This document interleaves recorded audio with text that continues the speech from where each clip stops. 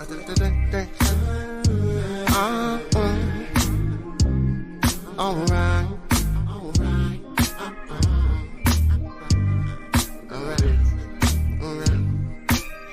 Block party once again, baby, like no other though. Big drink and smoke again, baby. Call everyone you know. Now wave your hands real high up in the sky as we party on the street. And later on, I'm gonna shake the spot with the first sweet thing I meet. I'm real loaded, just taking my time. Oh, baby girl right here is losing her mind. She's all up on me, just working it out. I'm gonna show her what I'm all about. I make my moves real fast like this and like that. So we head upstairs, I grab all my hats. This gangster does his thing, and you know I'll see you later, girl, cause I ain't loving no hoe. Block party once again, baby, like no other though. Big drink and smoke again, baby. Call everyone you know. Now wave your hands real high up in the sky as we party on the street. And later on, I'm gonna shake the spot with the first sweet thing I meet. Just another day in the LBC on a mission trying to find OGBC. He let me know it's a block party right down the street. Shit, what I need to bring. He said some drink in me. Don't bring Sam to the beach. He got some freaks to me. I love that summertime by the Dove Shack. I love that as we approach the night. What up, what up, what up? Oh, boy. What a day so far. It is not even 5 o'clock yet, ladies and gentlemen. Man, oh, man. What a morning for Minnesota Vikings fans. Welcome in, everybody. Let me get to these comments. It looks like we already got some comments. What's up, Skol Mafia? Skol Mafia, as always. Thank you for tapping in. Purple and Skull Media, that's us. That's So us. The rest are us. Yeah. Rest are us. Everybody tap in, hit that like button, throw your comments in there. Yes, the big news coming today, obviously early in the morning, was Adam Thielen officially being released. Now, we've kind of known this for a few days now that it was more than likely going to happen, but it actually happened, man. And you believe it? Not like I do, because I've got to the point to where I understand we're going to have to make these moves, and guys that we necessarily never thought we'd see leave the Vikings or play in another jersey before are actually leaving now. So it hasn't sunk in for me yet, because I was ready for this to be done, but I think it's going to take a few days for me to be like, you know what? Wow. Like, Adam Thielen's not on the Minnesota Vikings anymore. And he's not going to be the only one. No. It's the crazy part. Kwesi Adofo-Mensah is taking no prisoners right now. None. He's got zero you-know-what's left to give about any of this. What's up, Nick? How you doing? Oh, man. We'll get to, the rest of the stuff. We got Cam Dantzler's gone. The talk of the town is Harrison That was Smith a surprise. That was the biggest surprise. I mean, because no one was talking about Cam Dantzler being released. We're kind of counting on him being a possible starter next year. So that was a surprise to me. Cam Dantzler was a surprise. I'll say this, to your point, nobody was talking about Cam Dantzler. Apparently, Kwesi, Kevin O'Connell, and the Wills weren't talking about him either, other than to say, see ya. Bye, Felicia. Yeah. You had this nice little send-off for Adam Thielen, this nice handwritten note from the Wills. Okay, probably not handwritten, but Cam Dantzler, nice little transaction note, released, gone, see ya. El Finito. What's up, Jason? I'm just going to say it like this. Buckle up this weekend, too, because the league year starts on Wednesday. The tampering period starts Monday. You can't just be compliant. Yes, the official deadline to be compliant is Wednesday. But if you're going to start talking to other players that you want to bring up in here, you got to have room to be ready to rock and roll. So they're not done. We'll talk about Dalvin Cook. We'll talk about Dalvin Tomlinson. We'll talk about Za'Darius Smith, Harrison Smith. But this ain't your granddaddy's Vikings anymore. They're not just going to hold on to players for as long as they can. It's more of the business side than the loyalty side. I mean, there's just no other way to say it. And on some levels, what's up, Rap? It's very, very refreshing to finally say, all right, we're not just going to run it back. You know, it's not that they're going to just go into complete Chicago Bears tank mode. We're not saying that, but wow. I figured they were going to do Kendricks on Monday, do Thielen today, and give them each their own day. Nah. Not Thielen. It is bring your playbook. Here's your pink slip. Copyright Office Space. We found it's better to let people know they lost their jobs on a Friday because studies have shown there's less chance of an incident. I don't know if you all remember that bit, but my, oh my, they're flying off the board right now. So where do you want to start with this? You want to start with Thielen? You want to start with what we got left, or what do you want to do, boss? Well, let's do a little rundown of everything real quick, just because I'm real short on time. I only got about 15 minutes, and then you may have to take it from there for a little bit if you want to. But we got to talk about Adam Thielen. We got to give him just a few minutes of our admiration and just him living the dream. Every kid, you know, I'm not going to say every little girl because, you know, most girls are not necessarily into football, but the ones that were young and felt like they could play football when they got older, and little boys that felt the same way that grew up as Minnesota Vikings fans, he lived out the dream of playing football and playing your favorite position for your favorite team in the city. Now, I didn't grow up in the city of Minneapolis, or I didn't grow up in Minnesota to necessarily have that feeling of a hometown team, but just growing up as a Vikings fan and him living out the dream of being a Minnesota Vikings receiver and being one of the very best Minnesota Vikings receiver in history. I mean, got to give the guy credit. Just tip your cap, respect, like an absolute Vikings legend, future Ring of Honor. No doubt. Just amazing player with a lot of amazing memories and amazing catches that he's made over the years too. So we will never forget about Adam Thielen and the contributions that he gave to the Minnesota Vikings. And again, the great memories, man, just catch after catch, and just, gonna miss him. I'll say this about Adam Thielen. I jokingly, would say to myself as a former soccer player, maybe I should just spend some extra time after school just kicking a football to see if maybe I could just get in to be a kicker. And my dad was just like, hey, maybe you'll get drafted by the Vikings. I was like, okay, that's fine. To be a member of the state of Minnesota growing up, to idolize like me, Randy Moss, Chris Carter, Dante, the late Denny Green era, so to speak. And he's had to prove himself. And it's almost the position he's in right now. If he's going to try to catch on with another team, he's going to have to try and prove himself that he still got it. But, nobody wanted him. Nobody offered him a scholarship. So he went to Minnesota State Mankato, not a Division I school, not the University of Minnesota, not Alabama or Georgia, nothing like that. Didn't get drafted. Barely got into trying out for the Vikings. They don't just let anybody just walk up there. You got to get through. You got to show somebody something to even be allowed to have the opportunity to try out for the team. Had to pay for the tryout. Had to pay for that.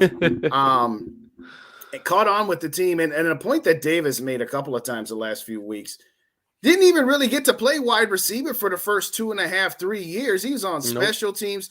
I put up on my shorts the first and final touchdowns of Adam Thielen's career with the Vikings. Remember, that first touchdown was a block punt at TCF Bank Stadium that he blocked, picked up, and ran into the end zone. And we're just like, who's this guy? Oh, that's that Minnesota kid from Minnesota State Mankato. He's just some special teams kid, and definitely top 10 wide receiver of all time. I'm not going to let recency bias get me down. I'm not going to let the hometown boy influence me. No, he's not top 5. You got Chris Carter, you got Randy Moss, you got Anthony Carter, and then for me, you've got Ahmad Rashad and a couple other guys, Jake He's Reeder definitely top 10. Definitely top 10. I got him at 7.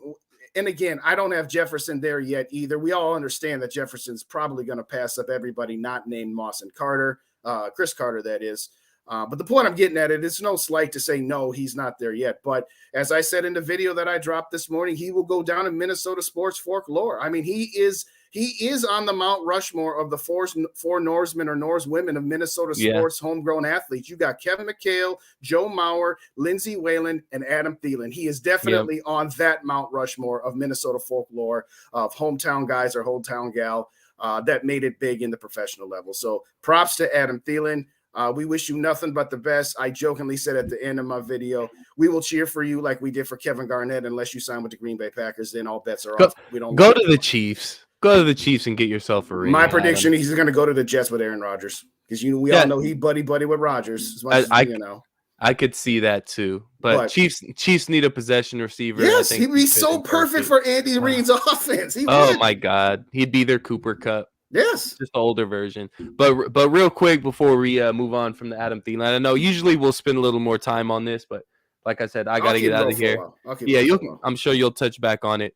But favorite Adam Thielen moment in his tenure with the Minnesota Vikings? Oh boy, it's kind of overshadowed a little bit. I'll give you a couple. I don't know that I can pick one.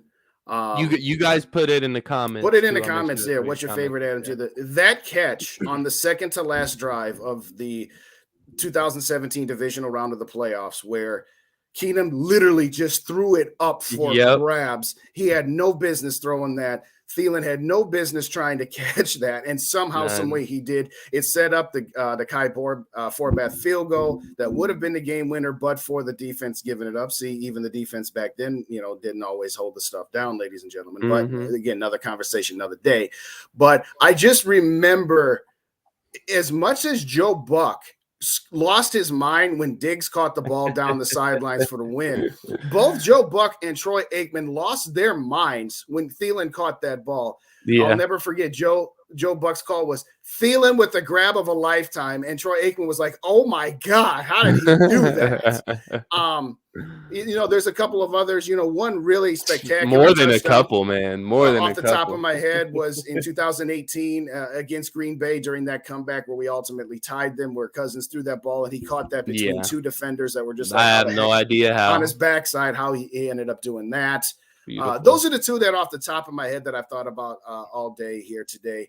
I mean, a lot of his touchdowns this year were I'm not saying not spectacular, but like that. I'm just saying it like, oh, hey, he's in the end zone wide open and he caught the ball. Usually. But, he had a run there from 2016 to about 2020, tapered off a little bit last year, tapered off a touch before that when he had some injuries. But sans that, like I said, top 6 or 7 Viking wide receiver of all time, go down in Minnesota folklore. I mean, what else can you say? Congratulations. And like I said, outside of Green Bay, we wish you nothing but the best.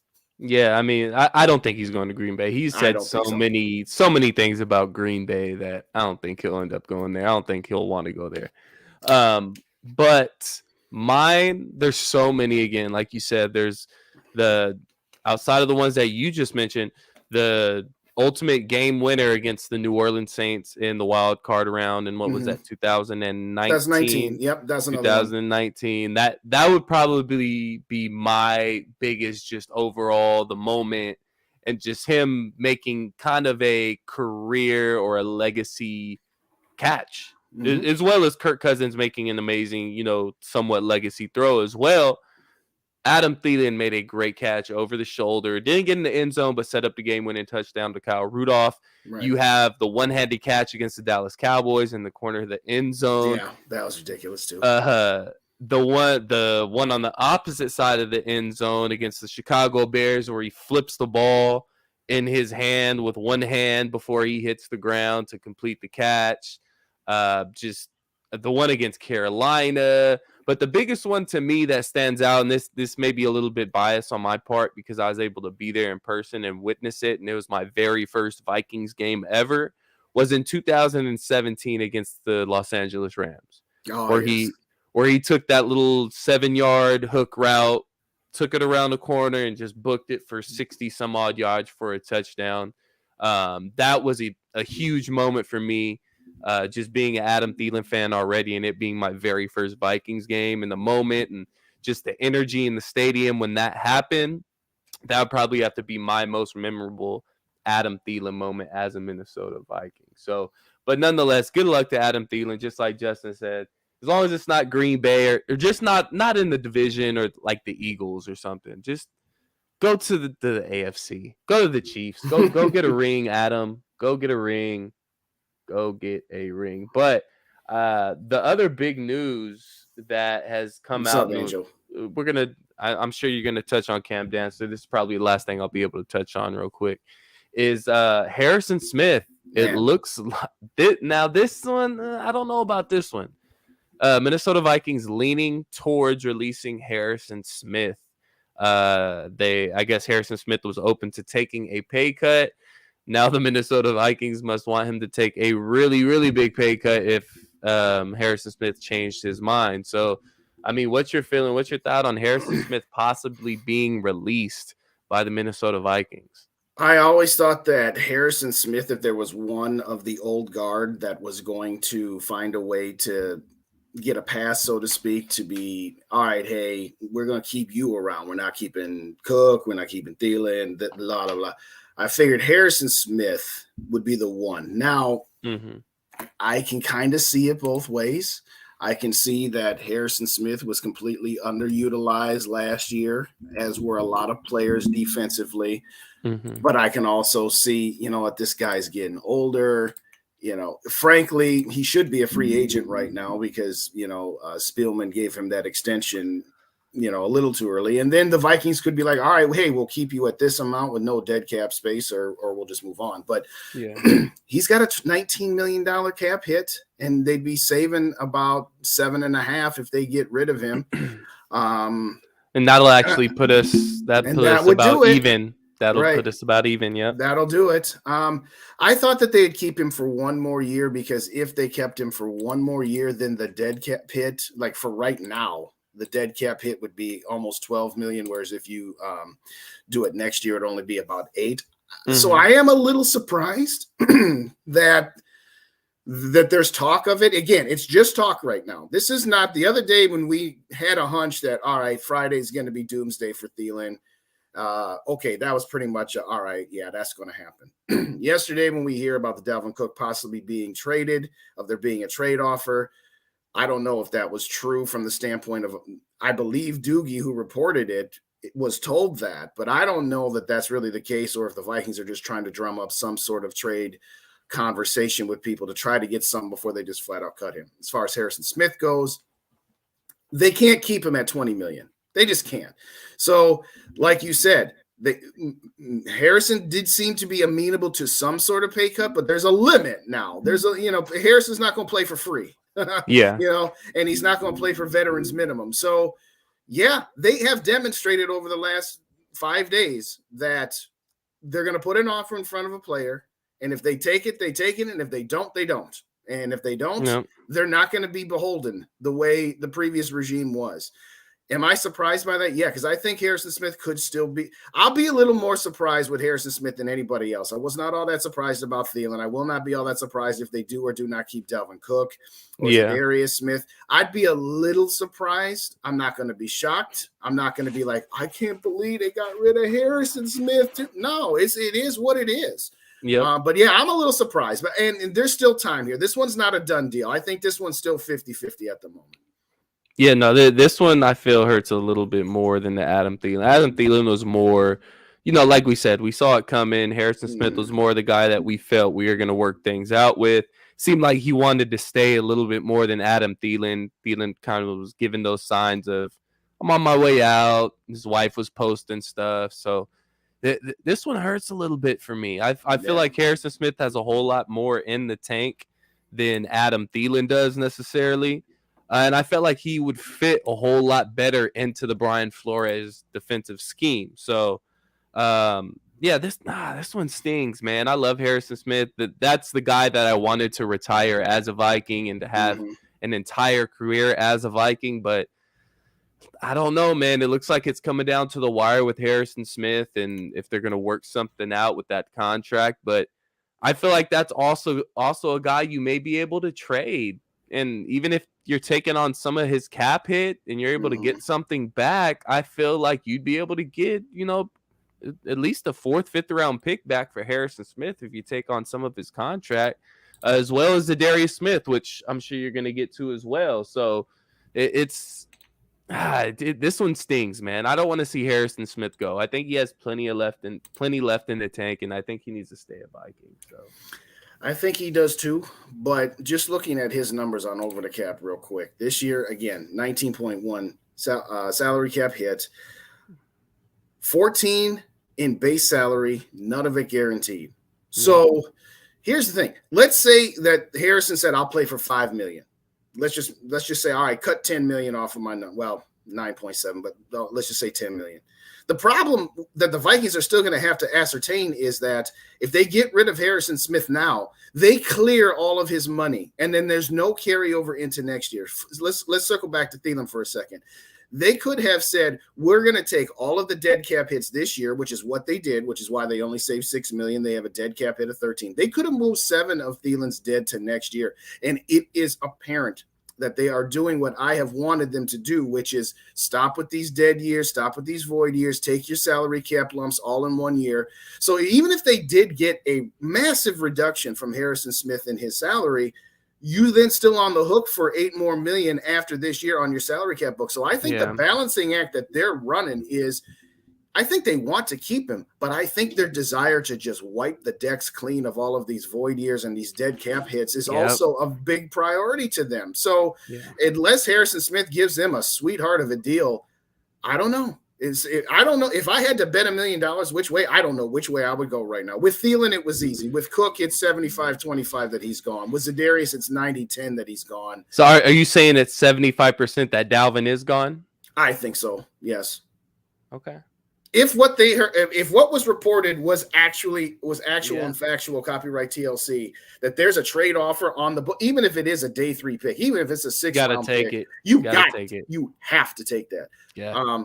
So, but right now, 50-50 for me for Harrison Smith. And there's arguments on both sides. With Thielen, there really weren't arguments on the flip side. I know some people are saying, well, they should have worked something out with him. What were they going to work out with him? If a player says, no, I want all my money, and the player also has come out and said, I want a bigger role in this offense, when you're the 32nd or 37th ranked targeted wide receiver and you had 107 targets last year and he's not happy with that, it's just not in the cards. I hope there is something in the cards for Harrison Smith, though. If not, it's going to be a sad day for that too. We'll do another one. But the thing is that safety position, it kind of makes sense. It's just that it's Harrison Smith. That's a Hall of Famer right there. The difference is that Adam Thielen, Ring of Honor. He's a Ring of Honor for the Minnesota Vikings. Harrison Smith is a Hall of Famer.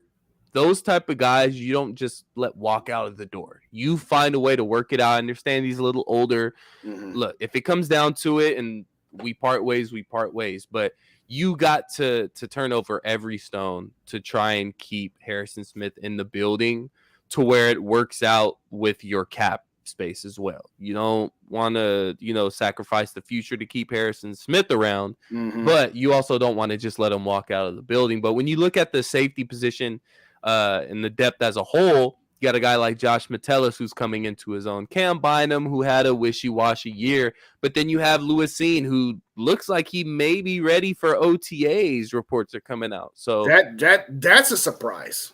Yeah, I was thinking he was going to be on the PUP list, probably not come back till at least week 5. If he's going to be ready not only for training camp but for OTAs, and maybe that has something to do with it too. Maybe they're saying, you know what, we took this guy Lewis Seen. This was the guy we took when we moved back in the draft as far as we did and got fleeced a little bit and didn't get as much value as we should have. We need this guy to justify that pick. Now, I'm not saying that they're going that far into that level of thinking, but if they're seeing that, Lewis Seen is ready to go, maybe that has something to do with it too. I don't know. Yep. So, but the good news, good for Lewis Seen though. I mean, we want to see that guy come back. We want to see what he can do, and God bless him and everything else. So, I know I haven't kept up on the chats much because I've just been rambling here, but I can stick with it. I got it. Okay. Okay. Andrew's Cool. got a very good point. If Harrison Smith leaves, he will be my version of the John Randall when he left us after 2000. You are absolutely correct. Andrew, so I got to run out of here though. Justin is gonna wrap up the show. He's gonna stick around for a little bit and bring in all this news and chit chat with you guys. But all my Facebook viewers, you guys may notice something a little bit different on the stream. You have the option to send us stars. So pretty much tipping us and supporting the brand and supporting us moving forward and growing this thing. So go ahead. If you feel aptitude to do that, go ahead and hit that stars button and send us some stars and support us. We put a lot of time and a lot of work into this thing, and we greatly appreciate it. But if not, just shoot us a comment, man. Just show us some love and interact with us. Make sure you subscribe to the YouTube channel. We're finally at 200 subscribers, man. You got it. We're finally at 200 subscribers. So I think I'm gonna do a giveaway, and we're gonna do a giveaway for the highest star earner. So whoever gives the most stars in the Facebook chat. I know we're on YouTube as well, so I'll figure out a giveaway for the YouTube audience as well for Purple and SKOL'd Media. So make sure you subscribe to the YouTube channel, Purple and SKOL'd Media. And if you're on Facebook as well, make sure you like and follow the Facebook page, Purple and SKOL'd Media. Again, I'll be doing some giveaways for the 200 subscribers on YouTube. So again, make sure you hit those stars on Facebook, hit those likes on YouTube, and subscribe on YouTube, and as well as Purple and Gold for Days here with Justin Day. So I'm gonna get out of here, guys. Follow me on Twitter at @SK_NFL. All right, Justin, man, break it in. Thank you, sir. It's so hard to say goodbye, Thielen, man. So hard. Keep Harry. All right, Joe. All right, have a good one. Stay safe, brother. All righty, I'm gonna get into these chats because I'm gonna need y'all to help me out here because I knew we weren't gonna go a full hour, but I know we were gonna go for just that 25 minutes here. So I'm gonna start from the beginning here. I know I said hello to you, Skol Mafia. I hope you're still with me here. Rap, thanks for kindly. Jason MC, what's going on? Mary, I appreciate your comments and your likes on the video I did, and thanks as always for joining. We got Josh in the building. Thanks again for joining us as well. If you are watching on Purple and Gold for Days, please, in fact, let me get that banner back up here for a minute here. Let's get both of these up here. If you're following me on Purple and Gold for Days, please subscribe to Purple and SKOL'd Media on either the Facebook or the YouTube. And if you're really feeling generous, maybe even both. Let me get this on the ticker here so that I can have the comments up at the same time. I'll scroll that down there and keep that one going for us here. And let's get back to the comments. All right. Lost my spot here. Nick, what's going on? Appreciate you. Yeah. Dancer, he had his time, and his time had come and gone. And you know what? Cam Dantzler, what are you doing? Copyright Paul Allen. Didn't see that one coming, but at the end of the day, I don't know. I would have thought that maybe you could have got like a 5th or a 6th round pick for him, but maybe they just said, we're not wasting any time. We're just trying to cut his salary and be done with it and move on. Jackie, what's going on? Good to see you. Appreciate you as always. Bandino, what's going on, man? Cook is going to Denver for Sutton. I'd do that deal in a minute. I mean, I'll do Dalvin Cook for a 5th or 6th round pick. You get Sutton next to Justin Jefferson for Dalvin Cook. Sign me up. I would do Dalvin Cook and probably even, a later round pick or maybe like a 5th round pick next year. If that was the case, I don't think Denver's going for that, but I would take that deal in a minute. Nick, what's going on again? What else you got? Duke is way better. Possibly not. Oh, Duke Shelley. Excuse me. Yes. They got to re-sign Duke Shelley now. I mean, I want him before that. Before you do any of your free agency, you got to get Duke Shelley back on this team because otherwise you are starting pretty near from scratch where you got a Caleb Evans. We like a Caleb Evans. He was showing a lot last year, but 3 concussions in a very short amount of time. You never know what's going on. I don't know what to make of Andrew Booth Jr. at this particular point. I'm not really expecting anything out of Andrew Booth Jr. So that way anything we get is found money. Harrison Smith, yeah, man. I mean, it's like what I said in my Adam Thielen video, y'all. It just is what it is. You have to let go. We can't hold on to players just because of that name. It's more the name on the front of the jersey, more important than the one on the back. Missy, what's going on? Today was definitely heavy. Yeah, this week has been very heavy, Missy. This entire week. We started off the week with Eric Kendricks, ending it now with at least Adam Thielen and Cam Dantzler. Again, I know Dantzler's not in that same category, but with the talk of Za'Darius Smith, which I'll get to here in a minute, and Dalvin Cook, it's heavy. It's definitely heavy. But at the same time, it's also somewhat refreshing. What has my mantra been? Stop running it back and being content, being a cute little, 7 to 11 win team that gets to the playoffs or is competitive for the playoffs, but is ultimately eliminated in the wild card round or the divisional round. They're finally saying that's not enough for us anymore. And the best way that we can try to get past that maybe is to take a step back to hopefully someday take 2 steps forward. Rap Purple Gang, thanks, brother. Appreciate you. I hope you got off to the mailbox today. Y'all know what I'm talking about there. G-Mac, what's up? Thanks for joining us. I like all these players where those contracts are tough. You're not exactly on a Super Bowl doorstep. Thank you very much, G-Mac. That's a very good point. We keep talking about, the Vikings just need to get a top 15 defense, and with that offense, we can be a Super Bowl contender. No, we're not there. Unfortunately, we are not. We are not, the Packers that had won 13 games 3 years in a row and gone to the NFC Championship game twice. We are not the Kansas City Chiefs that had gone to the playoffs 5 straight years and got to the divisional round twice when they decided to move off of Alex Smith. The Vikings, here's what I think. I think Kwesi and O'Connell said the same thing last year, but the Wilfs said, no. We're going to try 1 year our way, where we think it was mostly Mike Zimmer. We want to see what you guys can do. And what I like from what I'm seeing so far, aside from the fact that, your heartstrings are being pulled by people that, we've loved for so long are leaving, is I think the Wilfs are finally saying, all right, we've gone as far as we can with this group. It's time to go in a different direction. And if that means, we could have found a way to keep all of these players, and we could have found a way to be competitive for the division. I mean, when you really think about it, if Aaron Rodgers is gone, Kirk Cousins is unquestionably. He might already be that way anyway. But as far as the best quarterback in the division, when you're talking about Jared Goff and Justin Fields and Jordan Love, they could be a 9-win team next year and win this division. But so what? What does that get you? The same thing it got you this year, an early exit. So you're right. They're not exactly on the doorstep. And I think last year was the time to do it, but it certainly is this year as well. Angel, thanks for joining. This weekend is going to be lit. No, you are not kidding. This weekend is going to be fire. I don't know how many, videos or lives we're going to do, depending on how often the news comes out. But this weekend's going to be lit for everybody. This is the weekend before Christmas, so to speak. Christmas morning is this Wednesday, where you get to open up your presents and say, oh, what free agent did we sign? Well, guess what? You got to wrap your presents. And the other thing you got to do is you got to get rid of the presents you got years ago to make room for the presents that you're trying to bring in right now. So, yes, it's going to be lit for Vikings fans. It's going to be lit for everybody, because on top of all the news, I haven't even bothered to check anymore as to what other big names might have already been cut today throughout the National Football League. I believe Tennessee got rid of their center, which is a guy that I had talked about a little bit. I talked a little bit about the Jets center that's a free agent, because we ain't bringing Garrett Bradbury back. And now there's a second center out there where if you don't want to play the drafting game because you're afraid to draft a center and put too much pressure on them, that's definitely a possibility. But we're not going to get into that today. Retire, don't play any of enjoy your wealth with your family while you're young. I'm assuming you're talking about Thielen. He's not retiring. He wants to show the world that he's still got something. He's not retiring. But good comment, though, G-Mac. Andrew, need to pay Harrison Smith. That one will be a big buck country release. Gut punch. I agree with the second half. It'll definitely be a gut punch.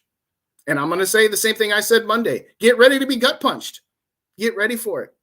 And if the alternative is I don't want to be gut punched, but the alternative of not being gut punched is to just kind of have the same team over and over again, which one do you really want? Which one hurts more? Gut punch in the wild card round of the playoffs, or gut punch in the offseason where you're losing players that you don't want to say goodbye to? I don't know, Andrew. I'm not saying you're right or wrong. I'm just saying consider it. But Harrison Smith doesn't need to. That's the thing. You're holding on to it again. We're holding on to him again. I don't know. We'll see. Again, Harrison Smith is not gone yet. It's now a possibility, and I think they put that out there to just kind of gauge to say, well, are they going to stay loyal with all of these moves that we're making here? Safety is a good place to save money. I agree. We have tons of holes in this team. It's crazy. Yes. And you know what? I'd rather have a whole bunch of holes in 1 year than, try and fill them here and there, whatever else. But we'll move on from there. Let's see. We got Lance in the building. Thanks, Lance, for joining. Certainly saw enough from seeing last year to drop a top 10 safety. I don't know. Maybe they thought they did. Maybe they do. Maybe they think this is the time to move off of everybody. I've kind of made that point. Don't do it in spurts. It's kind of like I've used the analogy of it's a credit card debt. You got a $10,000 line on a credit card and you maxed out. And then your credit card company says, all right, we'll give you a $2,000 extension. That's the equivalent of the salary cap going up. And then next year the salary cap going to go up again. So your credit card company tells you you're going to get a $3,000 extension next year. And you have two choices. You can spend that money ahead of time. And that's what they've been doing with all these contracts with these older players in these void years, is spending future money. That's why we had to pay Anthony Barr $10 million against our salary cap this time last year. If y'all don't know that, that's the thing with these void years. That's why right now Dalvin Tomlinson's going to cost us $7.5 million, whether he's on this team or not. But to your point, yeah, I guess it begets the question. They said this was going to be a competitive rebuild. Last year was the competitive portion. And right now, it's starting to look like this year might be slightly more towards the rebuild side. They're not going to be trash. They're playing in a trash division. So it's not going to be that big of a deal if they ultimately have a year where they say, we're going to clear our salary cap space here. But what's up, Jim? Thanks for joining. I appreciate you, man. Let's see. Andrew, what's going on? Why aren't they willing to trade these players? Well, you have to find a dance partner. Maybe all these other teams are saying, well, like, for example, Za'Darius Smith yesterday done kind of just screwed over the Vikings by saying, I want to be released. Well, maybe the Vikings were willing to trade him and move him on to a team that might give him something. But now you try and trade Za'Darius Smith. Za'Darius Smith should be able to fetch you maybe a third or a fourth round pick. But now the Vikings might be lucky to get a fifth, because all the teams out there know that they're just going to cut him, that they're not going to pay him the salary he's looking for. So I think it's a good question, though, Andrew. I think that they probably are trying to trade these players. I think they are trying to trade Dalvin Cook because, number one, you save a little bit more salary cap space if you trade somebody versus cutting somebody if they have any guaranteed salary left, because the new team will take on the yearly salary portion of the contract there. So at the end of it, I think they are trying, but you also got to remember, somebody else has got to say yes to you as well. Grandizer, what's going on? Sorry. Hey, we just started not all that long ago. We started about a half an hour ago, and we talked basically about Adam Thielen and Harrison Smith. Rewatch it from the beginning or later on today if you want. But, it's the news of the day that Kwesi Adofo-Mensah is taking no prisoners. That's the theme of the day here. G-Mac, what you got here? Love them, but they can't stay forever. Yeah, that's totally it. I love this one, Andrew. If we're cleaning house, then Kirk should be gone too. Trade somebody for and Justin Jefferson, pick up his QB. Yeah, that's a point that I've made. That's a point that Raps made. I think that's one too many for the Wilfs, though. I think they are willing to get rid of older players that they deem are either A, too expensive, or B, are not going to bring enough to make a meaningful difference in how the team plays. Kirk Cousins, I think they should move on from him, because let's say that Kirk Cousins plays out his last year of his contract. You'll get a compensatory third-round pick, roughly, in the 2025 draft. You trade him now, you get something more than just a third-round pick in 2025. But that really isn't going from competitive rebuild, 75% competitive, 25% rebuild, to, say, a 50-50 split. That's going 90-10 rebuild when you're getting rid of Kirk Cousins. I don't believe in Kirk Cousins as far as a Super Bowl winning quarterback, but he is a solid quarterback. And okay, you're going to start a Nick Mullins, or you're going to sign a Gardner Minshew. Yeah, you're looking at a 6%. I think that's one too many. I don't disagree with you though, Andrew. That's what I would do, but I'm not the Wills. I don't own the team. Vikes freeing up some cap. Any other top tier agents rumored to be linked to the Vikings that we don't know of? Listen, hard for me to answer that one, Grandizer, because nobody is linked to anybody. The only people that are linked to anybody are people that got traded. Like, for example, the Ravens and the Jets made a trade yesterday for some safety. I forget what his name is. I don't have time to look it up now. It's just me. It's hard to identify anybody being linked to anybody, because everybody's right now is just trying to get their salary cap compliancy done. Everybody's trying to decide which players they're going to extend, which players are going to cut. There's plenty of players out there that I like, I would love for the Vikings to get their hands on that guy. For example, I am now advocating that you don't re-sign Greg Joseph, and that you sign Robbie Gould as Gold. Robbie Gould, former Chicago Bear, kicked for San Francisco recently. I wanted the Vikings to get him when he left Chicago. He's not, going to be able to hit 56 yarders, but he's not going to be missing extra points. But that's another one for another day. G-Mac. Hall of Famer, don't know about that. First team All-Pro in 11 years. One first team in 11 years, one second team. I'm going to say this. I've said this before. I think Harrison Smith is definitely a Ring of Honor player, and he's definitely a fringe Hall of Famer. I don't know that he is. I'm not saying he isn't. I'm not saying Hall of Famer. No, he's not. I'm not saying that. What I am saying is I'm not quite there yet. He's very, very close. So I don't necessarily disagree with you that I'm not quite there yet. But where are the stars? That was somewhere on Facebook. He runs both Facebook and YouTube. I just run YouTube, so I'm not entirely sure where the stars are at. I'll have to look into that. 27 away from the big 5-0. Yeah, all right. I wasn't going to say it, but since you brought it up, if you don't already subscribe, please subscribe to Purple and Gold for Days, as well as Purple and SKOL'd Media. We're going to have a lot of stuff the next couple of days, the next couple of weeks. But yes, I appreciate you, Grandizer. Thanks for putting that out. What's up, SKOL'd Mafia? Oh, yeah, I hit you up, man. I hit you up already. Z is not going anywhere. I don't know, Jim. Here's what I'm thinking. Here's what I'm hearing. And again, I'm not some insider like Doogie or the guys, the other content creators that have access to the team. Za'darius Smith does not have a lot of guaranteed money. That contract that he signed last year was a 3-year contract, but it was a 1-year contract with a bunch of funny money. The years 2 and 3 on his contract weren't worth the paper they were printed on, so to speak. The Vikings can get out very easily from that contract. And yeah, Za'darius Smith is going to make the argument, hey, I had double-digit sacks, and therefore I'm underpaid. I was top 15 in pressures all year. I'm underpaid. The Vikings don't want necessarily to get rid of him, but they also don't want to pay him his market value for a guy that, let's be honest, was only effective for roughly 10 of the games this year after that knee contusion he suffered in Buffalo. So I don't think Za'darius Smith is back, but we'll see. Blake, what's going on? Thanks for your comment. Was Cam Dantzler move surprising to anybody else? Yeah, a little bit.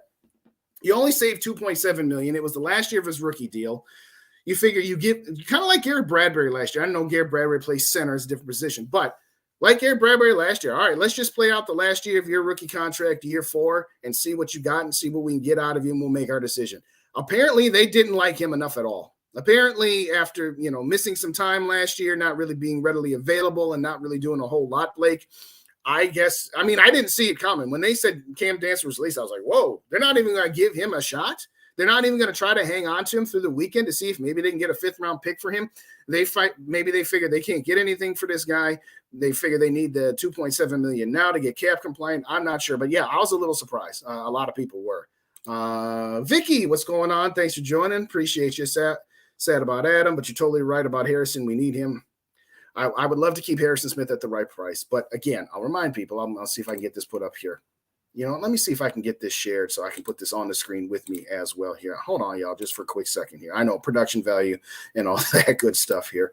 Let's see here. Harrison Smith contract details share. And, yeah, I don't like that's a little too big. It's a little too small. So we'll just have to do this big one here. So, Harrison Smith, right here, 2023. 2024, 2025. 19 million, 19 million, 22 million. Here's the other key number. Age 34, 35, 36. That's tough. 14.7 base salary. Yeah, if he dropped that to 4.7, would I do it? Yes. But if you do that, you still got these prorated signing bonuses. Let's just round these up to about 4 million each. Okay, that's why his dead cap number, if they were to release him this year, would be almost 12 million. I think they just want to get rid of it. I think they want to clear up the salary cap space for 24 and beyond because you got Justin Jefferson, TJ Hawkinson, Christian Darrisaw, and whoever it ends up you sign to bring in for this team now. I think they're just ready to be done with those big dead cap hits, but we'll see. I don't want him to go. He is somebody that I hope they do find a way to work it out with that doesn't completely cripple you in the future, but still allows him to be here. And I'd love to see Harrison Smith in the Brian Flores defense, maybe a little something closer to what it was in the Mike Zimmer era. What's up, Blake? How y'all doing? Seems as though Z is showing us who is. Green Bay's had serious same issues. I don't disagree. Za'darius Smith wore out his welcome in Green Bay. He had been injured, and at the end of the day, he was a mercenary for us. And you know what? A mercenary coming from Green Bay who wants to get back at the Packers? Yeah, I think we've seen that song and dance once or twice before. I don't know, guys like Robert Ferguson, Greg Jennings, Ryan Longwell. Am I forgetting anybody? Oh, yeah, some 4 quarterback. I don't know. But jokes aside, Za'darius Smith, you pretty much knew it was going to be a 1-year deal. You pretty much knew that going into that because, again, his problem is he can't stay healthy. He's very, very effective at the beginning of the year when he's healthy. But each week you saw him, Wednesday, Za'darius Smith not at practice, taking a rest day. Why? Because he needed to recover. He wasn't young anymore. He's been hurt. He's had all kinds of knee issues. At the end of the day, it's unfortunate. I would have liked to have seen him back at a reasonable salary, because I would love to see him in the Flores defense. But remember, the Flores defense, while it is about pressure, it's not just necessarily pressure from your D line. It's also pressure from your linebackers and blitzing and that sort of deal. So apparently they have decided that, you know what, Harrison Smith, time to move on. Grandizer, grade the Thielen release. A+. It hurts. It sucks. It sucks to see Adam Thielen go, but it was the right move. If y'all haven't checked it out, go to my channel. It's the first video from today. It says Adam Thielen release. I know the thumbnail on this also says Adam Thielen release, but it's got the live button on there. It's a slightly different picture. But go check out my videos, 5 minutes long. I went through the whole thing. I will say one more time, yeah, it sucks, but it was the right move. It was the right move for this year. It was the right move for next year. It was the right move for the future for the Minnesota Vikings. He's not the only one. I'm not saying like it's just Adam Thielen. I said the same thing about Kendricks. I said the same thing just now about Za'Darius Smith. You hear me having that hesitation about keeping Harrison Smith because I want to keep him, but is it the right move? If they got rid of Harrison Smith, I'd say that's a little bit different than getting rid of Thielen, because you saw Thielen's production go down. You saw that Thielen would catch the ball at the 15-yard line, and he would try to get into the end zone. And he would run backwards to the 20 to try to get his speed up, because he doesn't have his speed anymore, just to get tackled at the 16-yard line again. It was time. So I graded an A. You had to do it. What's up, my worthless opinion? My favorite handle of all time. Your opinion is not so worthless, but thanks for joining me, brother. I appreciate you. Yep, Duke is getting a contract. Are you saying that in general, Bandino? Has something come out since I've been on? I haven't been able to monitor anything since I've been doing this. So are you saying he's getting a contract, or are you just saying he's hoping he's getting a contract? So put that in the comments there for me. I know I'm way behind on comments right now, but that's what happens when I fly in solo and I haven't done it here. Madison and Kenny can carry the load as 1 and 2. I think we should see what we can get for Cook. Oh, no, they're trying to trade Dalvin Cook, Vicky. They are trying desperately to trade Dalvin Cook. I don't even know if the report that Doogie had was true. I'm not saying that Doogie made it up. What I'm saying is sometimes a team will feed members of the media information for reasons because they may or may not be true. I think it's very, very possible that the Vikings told this to Doogie to try to stir up some trade market for Dalvin Cook. I'm not saying that is the case. I'm saying that's a definite possibility. If they got a 6th-round pick on the table right now for Dalvin Cook, they should do their due diligence and call the other teams around the league and say, hey, do you want to pay more than a 6th-round pick for Dalvin Cook? And if nobody takes you up on that offer, you take that offer in a minute. No, we didn't see him getting cut either, Worthless. I totally agree with you. All right, Blake. Heavy but needed. Quasey's doing what needed to be done for years. Blake, if I had a giveaway, you'd be winner. I don't have any giveaways, though. I ain't monetized yet, and I don't have any spare change. But jokes aside, yes, he's doing what I've wanted the Vikings to do for a while. I wanted him to do in 2019. I understood it going into 2020, but after 2020, they should have just said, all right, it's time to move on. Dancer's been slipping for a minute. We all agree.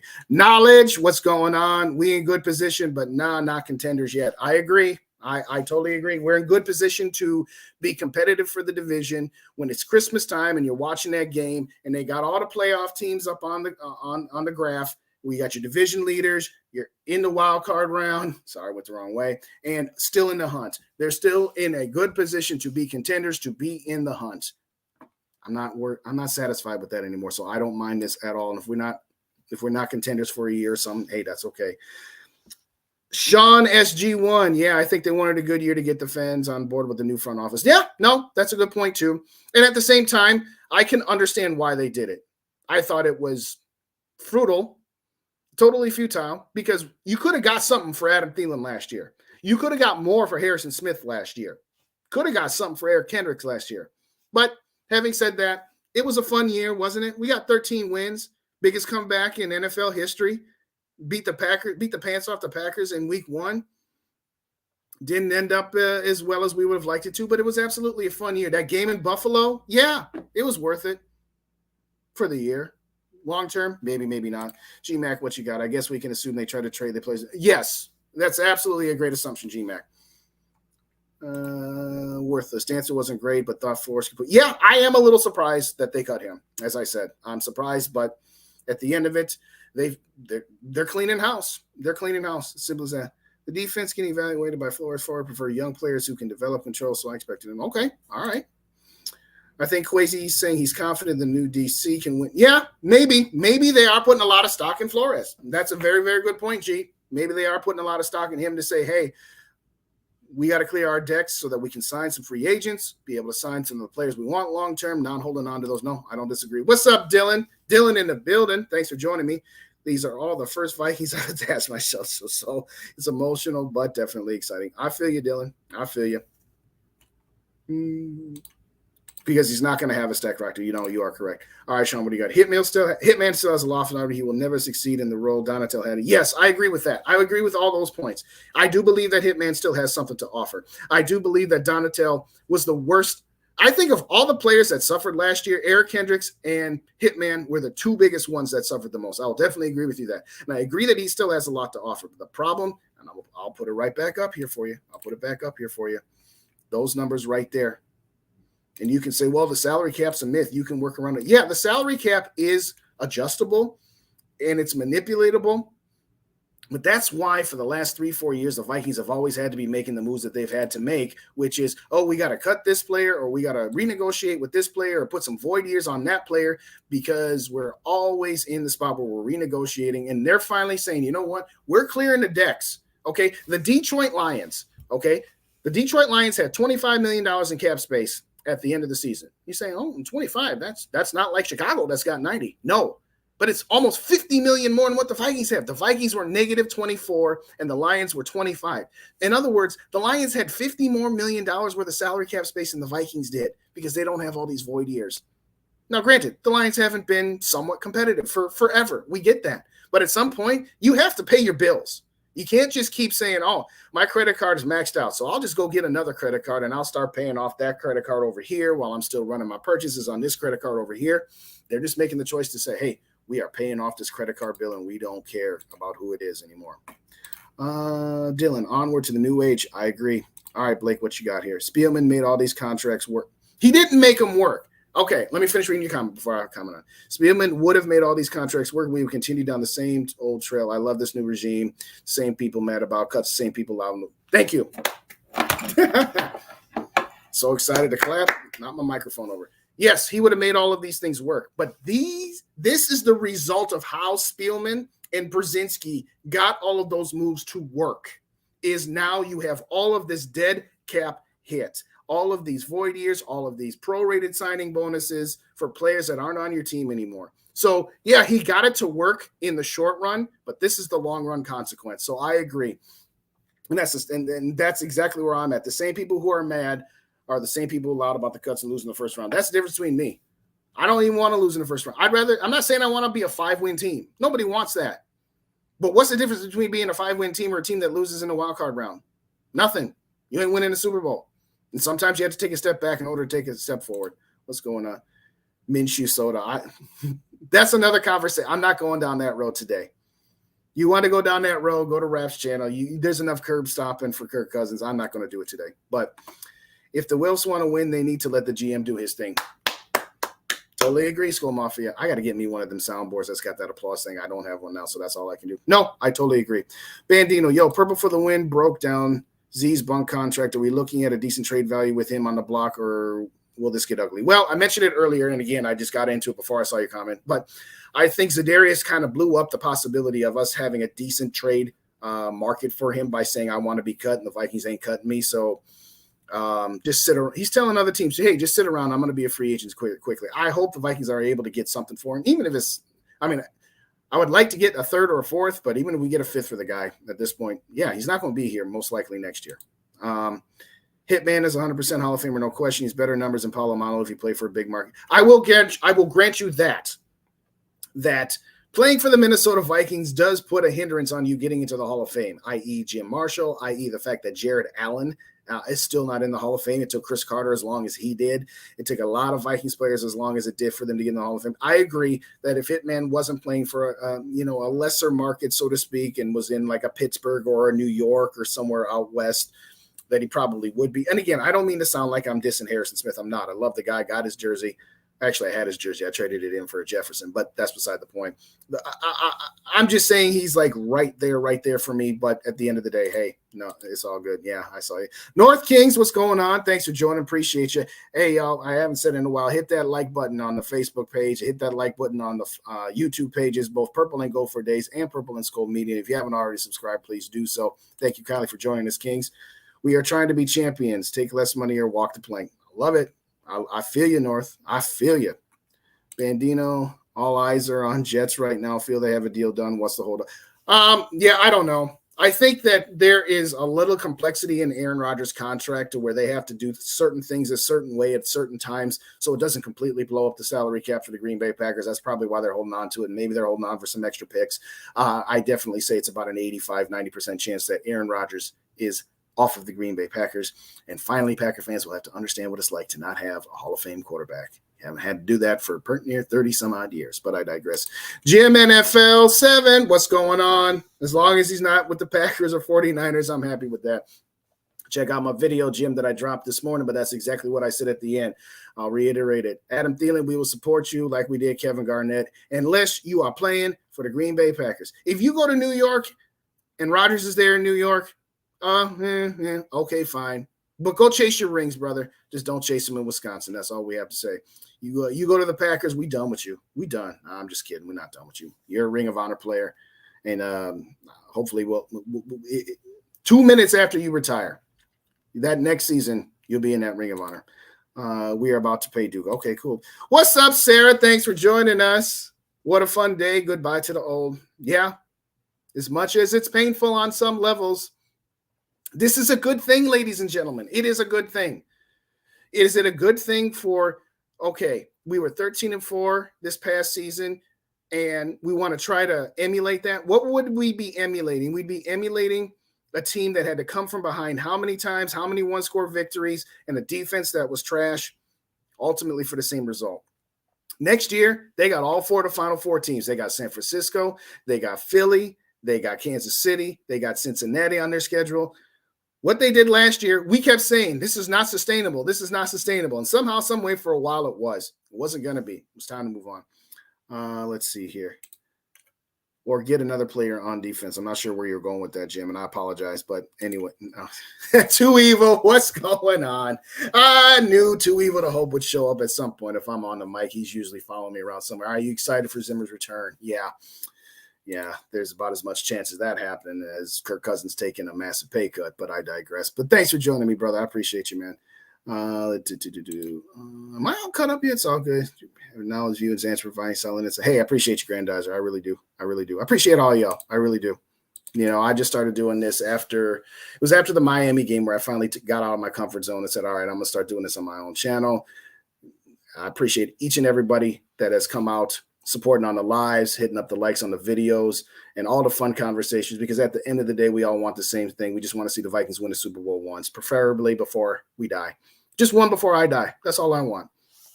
But yeah, need at least a fourth rounder for Cook. We ain't getting no fourth rounder. If we got a fourth rounder for Cook North, I'll do a cartwheel. I'll break my back, but I will do a cartwheel if we got a fourth rounder for Cook.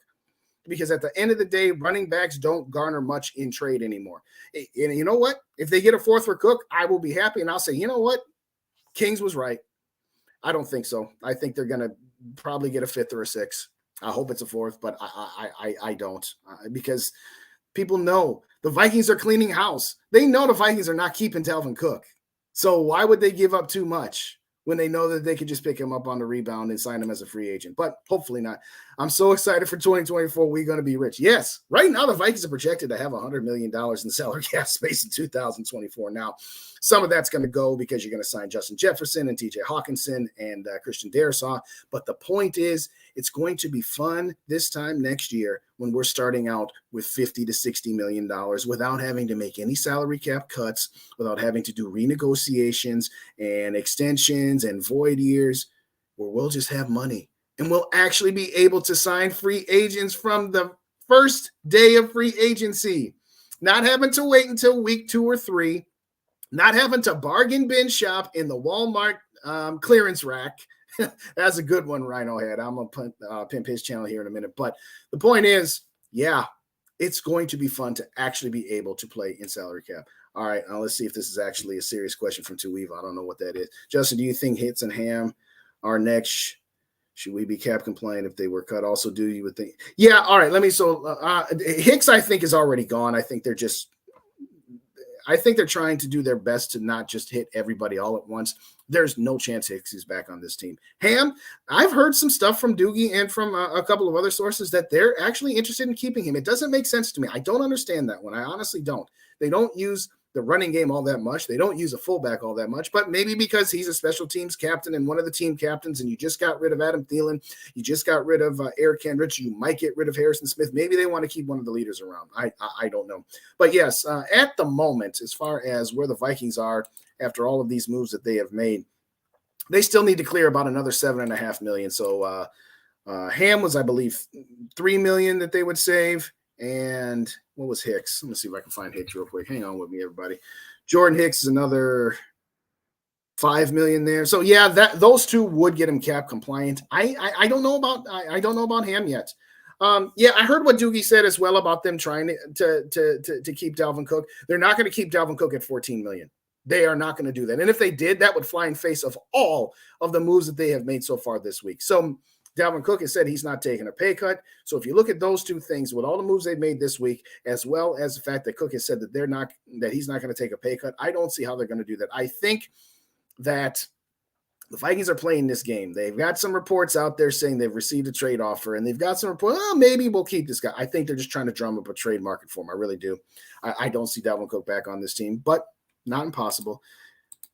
Catch of the year. I'm not sure which one you're referring to, Sarah, and I know you probably put that in there 12 minutes ago. So again, I know I'm willing behind on this because we got so many people in the building right now. So thank you everybody for joining me. So Sarah, I'm not sure what you meant by that. You was at the Buffalo game, first time seeing. What a game to be at your first game. Listen, my daughter was at the Colts game, and that was her first game. So yes, you and her, pretty good games to be at your first ones in there. What you got to, Evo? I thought they were saying Hitman is on his way out. They're saying it's a possibility. It's a possibility. I know I'm probably a little bit too far behind to try to play catch up here. So I'm just gonna play rapid fire on some of these here. Letting Kerr play out and sign JJ to the bag. That's all I want to see go down. Yes, I 100% agree with you. I am not interested in extending Kirk Cousins. I know what I got with him. I got a guy who's a very good quarterback, top 10, but he's got a very high floor, which is why you have Kirk Cousins on your team. You're never going to win less than 7 games. He's train wreck proof. He's also Super Bowl proof. Division round of the playoffs. That's as far as you're ever going to go with a guy like Kirk Cousins. Same thing with Derek Carr, Dak Prescott, Jared Goff, all those guys. They're good quarterbacks. They're better than Gardner Minshew and Andy Dalton and Teddy Bridgewater. But you're not going to win a Super Bowl with them unless everything around them's perfect. And it's real difficult to get everything around them perfect when they're taking market value. Dak Prescott, Kirk Cousins, same guy to me. Day the voice of reason, rap the voice of popping off. Appreciate you, Dylan. Yeah, Rap was getting on me a little bit yesterday. He's like, you need to take a stand on saying, no, he's a good quarterback. He's just not a Super Bowl quarterback. And I'm with you. I'm willing to move on. I'm willing to move on now. I'd rather get draft picks now. Forget this 2025 third round pick and one more year. No, just get rid of him now. But I digress. I'm happy they are extending Kirk. Yes, me too. Super Bowl teams have great coaches, which bring out the best in all 53 players. We now have Cousins is in a good mix Super Bowl in the next 2-3 years. I don't know, Shane. That would be great. I just got done saying it. I think Kirk Cousins has a very high floor and a very low ceiling. I think his ceiling is the division round of the playoffs. That's just me, but I'm going to move on. I'm not curb stomping today. Hope Harrison Smith did lead the team in interception. Wasn't that difficult to lead this team in interceptions, Jim, but I see your point. I do hope that there is a way. He's the one guy where if they did keep one of the old guard, that he's the one I'd want to keep. There's 0%. Yes, I agree. I'm going to win the Powerball before Kirk wins the Super Bowl. You ain't lying, Sarah. You ain't lying. Justin, if the Packers trade Rodgers, I think it was Jade who said the Packers welcome to the bottom of the division. Yes, Packers are going to be at the bottom of the division regardless. They're going to be below Detroit again. They're going to be below us again. And maybe Chicago is below them. But, yeah, I don't think we have enough information on Jordan Love to know what he is or what he isn't. Yeah, he looked good against Philly when he was down 14 and Philly's playing. Let's just, keep everything in front of us. But he looked good doing it. So we'll see. I can't wait. There's probably 2 generations of Packer fans that don't know what it's like to not have a Hall of Fame quarterback. It is going to be delicious. It is going to be absolutely delicious. Cam was injured a lot the last 2 years. Not worth keeping. I don't disagree. With Dancer gone, I don't think Patrick Peterson's coming back. Again, same type of deal. You're not going to get rid of Kendricks and Thielen and maybe Dalvin and maybe Harrison just to bring back Patrick Peterson. No, I don't think so. And I don't think he's good to do in a man-to-man coverage at this point. There's a reason he's the only one who stumped for Ed Donatel last year because he got to play zone and he was good in that. So good question, though. Thanks for joining, Tyler, and good question. But no, I don't think Patrick Peterson is coming back. What's up, Darian? Good to see you. Thanks for commenting on here. Why y'all act like Cook not a top 10 running back? He is a top 10 running back. So what? What's that get you? Top 10 running backs are not important. They're nice luxury. A top 10 running back is a nice luxury. Like if you got the rest of your team built up around you and you can get a top 10 running back to go with it, that's great. But when the top 10 running back is one of your key pieces, then you got money elsewhere that could be spent. But thanks for the comment. Appreciate you. Find NFL-related videos on my channel 3 for off-season. All right, Jim. You know what? I'll go to some other channels too and say, hey, come check me out. Go check out NFL. Jim NFL 7, he got lots of nice videos on there for the offseason. All right, there's your pimp in there. Shane, what's going on? Bro won his 13 game last year. Defense garbage. KLC will get us to the Super Bowl with or without Kirk. Yes, preferably without. A lot easier without. I have seen after 10 years, I know what Kirk Cousins is. I agree, and that's part of one of my points. You just brought it up. You brought Kevin O'Connell in here to get more out of Kirk Cousins, and he did. He absolutely did. Kirk just had his best season by far, but I think he also saw that's about as far as you can go. And I like the idea of having an offensive-minded head coach in here because at some point, you're going to have to find another quarterback. Kirk Cousins ain't playing for another 10 years. He don't even want to play for another 10 years. He's not going to. So, yes, I like the idea of having a Kevin O'Connell, and I'm interested to see. I'm very interested to see what he does with a young quarterback. Fourth seems fair. I don't know if we were talking about Cook or Za'Darius, Dorian, but Johnny Gibb, I don't know who that is. I'm sorry. I'm still will you do a mock before the end of the No mocks today. No mocks today. Definitely not. Yeah, I agree with that, David. Thanks for joining. Appreciate you. Thanks for the comment. It was a little bit of a surprise to me, but I think they just said, you know what, we've seen enough. And like I said, they're taking no prisoners. That's my line. Kwesi, O'Connell, they are taking no prisoners today. No prisoners whatsoever. Spats, Pete, still see this team is winning? No, that's the other reason I don't think so either. To the question who asked me earlier, will Patrick Peterson come back? I don't think Patrick Peterson is going to want to be back here with the mass exodus of all the talent that's going on there. This team's going young. So, no, that's a very good point, Dylan. Thank you. Appreciate it. I'm almost – the call by Paul Allen rings me. Cam Dancer, what are you doing? Yeah, I said that one earlier. Thank you, too, Evil. Appreciate you. Can we celebrate getting rid of Kerr with a shot of tequila? Well, I don't know. Wait for that day. Then get your drink of choice. And again, I know rap is always going to be on me about, hey, you're too wishy-washy. No, I'm not going to celebrate when he's gone. I'm just going to say, hey, we tried. It was the right move to bring in Kirk Cousins in 2018. It absolutely was. It absolutely was the right move. The wrong move was after 2019. See, here's the problem. The Vikings sold us on Kirk Cousins in 2018 that he was a massive upgrade over Case Keenum, and we gave him a lot of money, but we only gave it to him for 3 years. So if it didn't work out, we didn't sign him for a 6-year deal with that massive amount of money. Great. After 2019, this is what the Vikings should have done then. They're seeing right now what they didn't see in 2019, which is the window has closed. The mistake wasn't signing him. The mistake was re-signing him or not trading him after 19. But holy cow, I got through all the comments in here. So, all right. Now, I'll put the question to those of y'all left here. Thanks, everybody, again. And if you haven't already, please hit the like button on Purple and Gold for Days on this video so it gets pushed out through the YouTube aggregator. Please hit the subscribe button. As I was pointing out earlier, I'm just a couple away from 500, so I'm almost halfway to that magical 1,000 that we all know we got to get to. If you don't already subscribe to Purple and SKOL'd Media, that's the mothership. That's SK's network. You'll see me. You'll see Rap. You'll see Gigi. You'll see Dave. There's a couple other well-known YouTubers that we'll be making some appearances on there too. So if you haven't already done so, hit the subscribe button there as well. You know what? I'm going to talk about Za'Darius Smith a little bit here. I said I would get into that. He wants more money. In fact, let me pull up his salary and let me pull up his numbers here. And I'll put that up on the screen for you guys. And I'll show what we got going on here. Za'Darius Smith contract. I see over the cap still ain't got him on that Packer jersey. What is wrong with you people? Okay. So, base salary this year, $9.5 million. Cap hit number, $15.5 million. Why? Because he's got prorated signing bonuses, he's got per game bonuses, other bonuses, etc. He's like, wait a second, $9.5 million for a top 15 pressure guy? He wants more money. $15.5 million. Vikings don't want to give him any more money. If they cut Za'Darius Smith, they will only eat a dead cap hit of 3.3 and they'll save 12. Sorry, Za'Darius. Love you. Loved you in the first half of the season before you got hurt. And I know injury is part of the game, but yeah, if Za'Darius Smith wanted to come back for like a cap hit of $7 million, which is ridiculous. I mean, nobody would sell themselves short like that. Yeah, I'd take him back for that, but I'm not taking him back for $15.5 million. And we knew going into it, okay, last year his cap hit was $3 million, and he's got cap hits of 15 and change and 21. These 2 years were funny money. It was a 1-year contract, so no real surprise that Za'Darius Smith is probably not going to be part of this team here, but let's see. Who else should we talk about here? All right, so we talked about Za'Darius and Harrison. Talked about Dalvin Cook. Who else should we talk about? Kirk Cousins? Nah. Y'all want to hear me talk about Kirk Cousins again, do you? Put it in the comments. Yes, you want me to curb stomp? No, you don't. As far as Kirk goes, I think the Vikings are playing this exactly the way they should be playing it, which is, Kirk, we like you, but we don't love you. And if Kirk says, hey, this is my last chance to get a contract before I retire, he has every right to say that. He has every right to try to get as much money as he can. He has every right to say, hey, I just had the best season of my career, and you're just going to let me hang out on a lame duck here? And the Vikings have every right to say, yeah, we don't want to extend you any more than we have. And if you don't like it, give us a list of teams that we can trade you to that you'll waive your no trade cost to. So that is my short 30-second what I'm going to talk about Kirk Cousins today. Talked about him enough, and I'm sure that there's going to be more.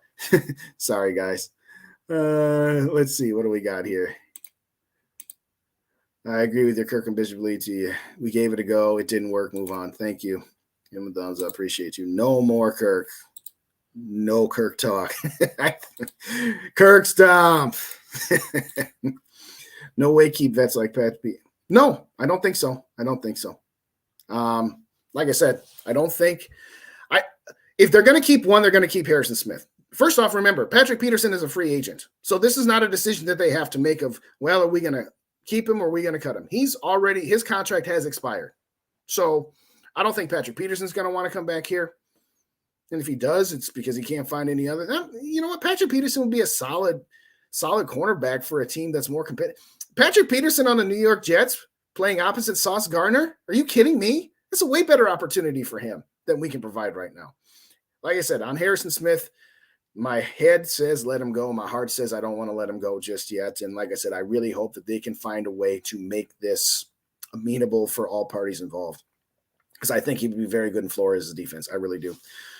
Worthless. What about CJ Ham? No, again, I don't understand it. I'm hearing that CJ Ham's going to be back. That's what we're hearing. I don't understand why. If you're not going to keep a Dalvin Cook and you're going to go young at the running back position, you don't hardly use the fullback at any point ever. The only thing, as I said earlier, if you can justify it by saying he's our special teams ace, he's our special teams captain, one of the team captains, one of the team leaders, one of the community leaders, and you got rid of a whole bunch of those guys in Eric Kendricks and Adam Thielen. That's a couple of examples of longtime leaders. You might get rid of Harrison Smith as a leader. Maybe they're keeping him for all of those reasons combined. It doesn't make sense to me. It really doesn't, but we'll see. You've got to run a team with the what's in it for us attitude, not the let's take care of our boy out here attitude. No, totally agree. When you put on that Viking uniform, you represent both yourselves and your teammates. And the name on the front of the jersey is a hell of a lot more important than the one on the back. That's my, again, from the movie Miracle, for all y'all who don't know, regarding Herb Brooks there. But no, that's what's difficult about it, is because they do have personal relationships with these players. They honestly do. Of course they do. Kind of hard not to, particularly the ones that have been here for forever. But at some point, it's not about building a team of people that you know. It's about building a team that you can think you can win a championship with. That's what it's about. We're all here to win championship. We all, as Vikings fans, more than any other fan base of any other sport on any other country, as a Vikings fan, I am about winning a championship. I got to see the Minnesota Twins in 87 and 91 win championships. 87, I was 8. 91, I was 12. I didn't really get it in 87. I got it in 91. And outside of some Gopher hockey national championships and the Minnesota Lynx winning the WNBA championships, what have we seen as Minnesota sports fans? We've seen the Vikings lose 5 NFC championship games. We've seen the Wild and the Wolves each get to 1 conference finals and lose. We've seen the Minnesota Twins do nothing. Ain't won a playoff game in near 18 years or whatever the heck it is at this age. Okay, I'm done with, we got to hold on to this player because we've known him for so long, or we got to hold on to that player because he grew up in Minnesota. It's nothing personal. It really isn't. And I'm not saying that it's not a sad day in that respect, but in the respect of doing what is best for this team to move forward, to put itself in a better position to not just constantly be a team. Here's the thing. Since Ziggy and Mark have bought this team, their first year was 2005. So they just finished their 18th season as owners of the Minnesota Vikings. They have mirrored what this organization has been since its existence. They rarely ever train wreck. They rarely have these 3-13, now 3-14 years. They also very rarely have great seasons. Yeah, okay, Purple People leaders in the 70s when the rest of the division was garbage, was before my time. So in my lifetime, they've always been a team that is good, not great. It's not just Kirk Cousins, by the way. It's the whole team. It's the whole organization. The Vikings are always right there. They're always right there. They're close. You know, they made the playoffs. They won the division. Oh, they won a wild card playoff game. And then what happens? They top out at the divisional round of the playoffs, and once a decade, they get to the NFC Championship game. Now, once a decade or two, once or twice a decade, they're a 4-win team or less. Since the Wills have bought this team in 18 seasons, get this. They have, I break it down into 3 groups, 6 wins or fewer, 11 wins or more, and in that middle, 7 to 10 wins. What's the difference between a 7-win and a 10-win team? Not much. They were both in the playoff hunt, you know, with 3 weeks left to go in the season, and eventually some fell by the wayside. I know there's a couple of exceptions here. There where a 10-win team has gone on to win the Super Bowl, but it's rare, very rare. Since the Wills bought this team, they've only had 4 years where they've had 6 wins or fewer. So you say to yourself, wow, okay, they've had 12 years where they've been 7 wins or more. They've also only had 4 years where they've won 11 games or more. They have had 10 of their 18 seasons where you are in the 7 to 10 mediocre, good, not great, that, a couple players here, there, we could push ourselves up. And what happens? It's kind of like trying to draft a franchise quarterback. They're never bad enough to be in the top 5 to 8 to where they could get a franchise quarterback. They're rarely ever that bad. They're also rarely ever that great to win a Super Bowl. Once every 8 to 10 years in my lifetime, they have gone on seasons where they've gotten to an NFC championship game. Half of us ain't even seen the Vikings in the Super Bowl, much less, you know, seen them losing one. They always lose an NFC championship game in my lifetime. I'm ready to be done being a 7 to 10 win team. And if that means a season goes by where we only win 4, 5, 6, maybe 7 games, but we clear the salary cap, we get rid of all those old players, those dead cap hits, I'm fine with that. Does that mean that the Vikings, because they're getting rid of all of these good players, these older players, some of which Eric Kendrick still has value, some. Adam Thielen still has value, some. Harrison Smith still has some value, absolutely. Okay, yeah, we might be an 8-win team next year. That doesn't mean we're destined to be a 5-win team for the next 6 seasons before we ever get good again. So it's okay. You know, let guys like Garrett Bradbury, thank you, Worthless, you read my mind. Let guys like Garrett Bradbury go. And if you have some more struggles at the center position for a year, okay. You want to re-sign Garrett Bradbury for $12 million? No, thank you. That's another bad contract. I don't want that at all. Having said that, it's okay. It's okay. We're going to be okay. I know we don't like seeing some of our favorite players go, and it might be a struggle next year. It was going to be a struggle next year, regardless. If we kept this team together, we keep Eric Kendrick, Dalvin Cook, Adam Thielen, Harrison Smith. We re-sign Patrick Peterson. We give Kirk Cousins a 1-year extension so that we can make all of the salary cap work. What were we going to be next year? We were going to be the same team. We got a better defensive coordinator. That's true. You got Kirk Cousins in the 2nd year with Kevin O'Connell. That's true. What we have been. We've been a team that didn't get lucky as many times with all those 1-score victories because we had a much, much better or much more tougher schedule. I'll say that. I got some, honestly, I'm going to get behind on these chats again, so I'm not going to do it. Let's see here. Patrick Peterson, 2 all spoken for Flores. Patrick Peterson probably at free safety. Yeah, no, I agree. I skipped a couple. I'm gonna come back to you. Here we go. You got to run. Oh, yeah, that's the one I did. Do we get rid of Hunter? Well, do we get rid of Hunter? I think they're going to try and they're going to do everything they can to re-sign him. I think that's part of the reason why they're clearing as much money as they can. They want to re-sign Danielle Hunter. You cannot cut Danielle Hunter. You know what? I forgot. I still got it here. Let's get Danielle's Hunter salary cap numbers up here for you, ladies and gentlemen. Give me just a quick second here. Danielle Hunter and share. Stupid ads. Really? Okay. So here's the thing about Danielle Hunter. You see down here, 2024, 220,000 void. $10 million of void money is sitting on the Viking salary cap from 2024 and 2025. 2023, his cap number right now is $13.12 million, which includes $4.9 million in salary and all of this prorated signing bonus. So from Danielle Hunter's perspective, he's got a one-year contract for pert near $5 million at age 29. He's not happy with that. Now, if the Vikings were to cut Danielle Hunter, they would take a dead cap hit at $18 million. And you're saying, wait a second, that's higher than the 13 he's on the books for. That's right. If you cut Danielle Hunter, you don't save any money. In fact, you lose $5.74 million. They're not cutting Danielle Hunter. It's just not going to happen. Now, it doesn't matter all that much. You could cut him post June 1st, which means you'd have a dead salary cap hit of $7 million this year. But guess what? Then you'd have a dead cap hit of $11 million next year. They don't want to do that. We've already discussed that. Now, if you trade him, same thing. You're not saving any money if you trade him. So I think they're going to try to give Danielle Hunter a long-term contract. I really do. Probably 2-3 years. Probably get him up to where they think his market value is, where he thinks his market value is per year. That being said, if they were to try to trade Danielle Hunter, you don't take anything less than a second-round pick for Danielle Hunter. You just don't do it. And if he holds out, he holds out.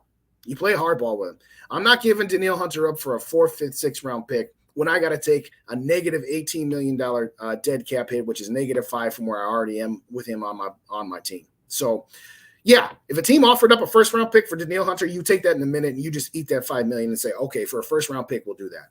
But no, I think they're going to try to re-sign Danielle Hunter. I think that's their biggest goal with Danielle Hunter. I'd rather keep Hitman over Pat. Oh, no question, David. No question. That's like saying I'd rather keep Justin Jefferson over Adam Thielen. Yeah, no kidding. But jokes aside, yeah, no. Patrick Peterson will not be on this team next year. I'll be very shocked if he does. So you think we are doing a full-blown rebuild or a retool? If they traded Kirk Cousins, that's a full-blown rebuild. That's saying I've got Justin Jefferson, TJ Hawkinson, and my tackles. I'm going to find a journeyman quarterback for 1 year, like a Gardner Minshew or an Andy Dalton, and I'm going to draft a quarterback this season to develop him. That's a full rebuild. If they got rid of Kirk Cousins, that's a rebuild. But no, right now, I still say this as a retool because I still believe that they're going to keep Cousins. I just don't think they're going to extend him, nor do I think they should extend him. And you know what? If Kirk Cousins plays out the last year of his contract and he plays out of his mind and is twice as good as he was this past season, and you have to pay him more money at this time next year, so what? So what? Who cares? You will have cleared all your dead caps hits anyway, so that's not that big a deal. No, right now it's a retool. It would be a rebuild if they decided to trade Kirk Cousins. I'll leave it at that. What's up, Zone? Thanks for joining, man. Appreciate you. Happy with these moves. I know you'd be happy. I knew you'd be happy. Zone wants to get rid of everybody. Zone wants to do Darian, what you were talking about, total rebuild. That's what Zone wants to do. He wants to get rid of everybody not named Jefferson, Hawkinson, and the tackles, and anybody else. We need a kicker. We're a field goal away from crucial games. Yes. No, I agree. I get Robbie Gould. That's what I would do. DTR, I like DTR. I like him. I don't love him. It kind of depends on what they're going to do with Cousins. If they're going to just keep him for the 1 year or if they're going to move on from him. If they move on for him, they better move up and get one of the top 4 guys. DTR has a lower floor than like a Hendon Hooker. He has a higher ceiling than a Hendon Hooker. I think Hendon Hooker would be a safer pick. If they got DTR in the 3rd round, I'd take it. I'm not trying to get DTR though, and like making moves in the second round where you have to trade picks and get up to get somebody like that. I like him. I think he would be a good project, and I think he'd be a perfect fit for sitting behind Cousins for 1 year. Give me a quick second. I'm gonna send something into these, see if anybody else wants to come and join me. I am still on. If any free. I'm running out of steam. Y'all keeping me going. I've never done a live with this many in here, so I appreciate everybody sticking around and throwing some topics at me. Still no mention of Bradbury. No, there's been no mention of Bradbury, and again, I don't think that I think they're done with Garrett Bradbury. I think they are done. No contract. Well, I'll say what this, Sarah. I'll tell you what.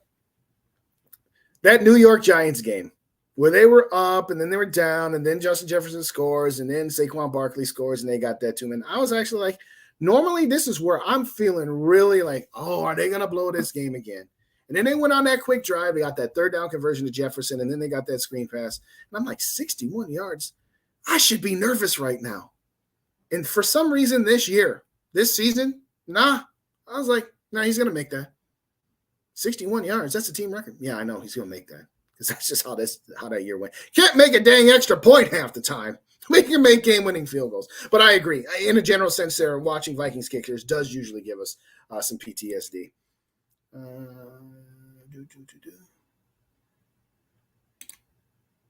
Got to bad back. I'm not sure what you meant, so I'll put that in there. Purple and SKOL'd Media. Oh, what's up, SK? Yes, 2024 offseason will be lit. Absolutely. Trade Cook and let play it out, or trade him. I'm 100% with you. 100% with you, Zone. I'm 100% with you. I think they're going to try and trade Cook, and if they don't, I think they're just going to cut him. I don't think they're going to – unless Cook all of a sudden change his mind to say, yeah, no, I'll take a pay cut. And I don't see that happening, nor would I begrudge him if he says that. No, I don't think he would. Would you like Woods or Chart to replace them? DJ Chart. I'm done with older wide receiver. I don't want to take one old wide receiver and replace him with a new old wide receiver. I know Robert Woods got some connection with O'Connell and all that good stuff, and he won a Super Bowl and all that. But no, I'd take Chark. Give me a quick second. Jamie said he might have a chance to hop in here with me, so I'm going to let him I'm going to resend him this link. Production value. I don't have any of the intermission music. Just play some elevator music in the background, but here we go. David. Well, hopefully we pick up some players that'll fit. Yes, that'll fit his system. And you know what? What I take from Brian Flores, say whatever you want about Mike Zimmer, but Mike Zimmer spent a tremendous amount of capital, draft picks, as far as free agents, on getting a bunch of good players here. Remember, that 2017 defense, Danielle Hunter, Everson Griffin, who's the big guy? Linval Joseph, Anthony Barr, Eric Kendricks, Xavier Rhodes, Trey Waynes, Harrison Smith. That's 8 dudes. And those weren't just guys. Those were dudes. So I'm not going to take away from Mike Zimmer, because you know what? There have been other coaches that have had that kind of talent and didn't get as much out of them up until an NFC Championship game. Nevertheless, I'm really interested to see what B-Flow does. And I think that they're going to be judicious about what the kind of players they bring in here that he thinks he can get the most out of them. Need to sign that linebacker from Buffalo. I'll be honest with you, so I haven't been able to keep up, so I don't know who you're talking about. I'll get more into that as the day goes on, or as the days goes on. Mm-hmm. They're getting ready for new contracts, 2 tackles. Yep, nope, I agree with you. No, Kirk Cotiga. I don't disagree with you. At this point, Zoe, my stance on it, because I'm not going to get into curb stomping. I'm just saying I would love if they traded him. I would love if they got some draft capital for him now, but I've accepted that that's probably not going to happen. The only thing I want is that they don't give him a contract extension, and I don't care if it's got funny money on the back end, and I don't care if he waives the no trade clause. I don't want any more future dead cap hits, but I digress. Not sure which one you were talking about, because that was 5 minutes ago. See, this is the thing about being in this chat all by myself here. Do we get a center in free agent or draft? I think they're going to I think they're going to try and get one in free agency, because if you don't get a starting center in free agency and you force yourself to get one in the draft, yes, there's 5 good centers in this draft. I mean, we all know I love John Michael Schmitz from Minnesota. A little biased there, but I have seen him play. for the last couple of years, seen him open up holes for Mo Ibrahim, and I would love to see the Vikings get their hands on that guy. And if they could do it, finagle maybe trading back in the first round, a few spots, and maybe picking up a second-round pick or something to get Michael Schmitz, I'd love to see him there. Problem is, if you don't sign a free agent center and you're going into the draft knowing that you have to get one, that's kind of like when we had to get a quarterback and his name was Christian Ponder. So I think they're going to try and get one in free agency. But I'd love to see John Michael Schmitz on this team, or the one from Wisconsin too. He's fire as well. Better start doing some magic tricks with all the good peeps.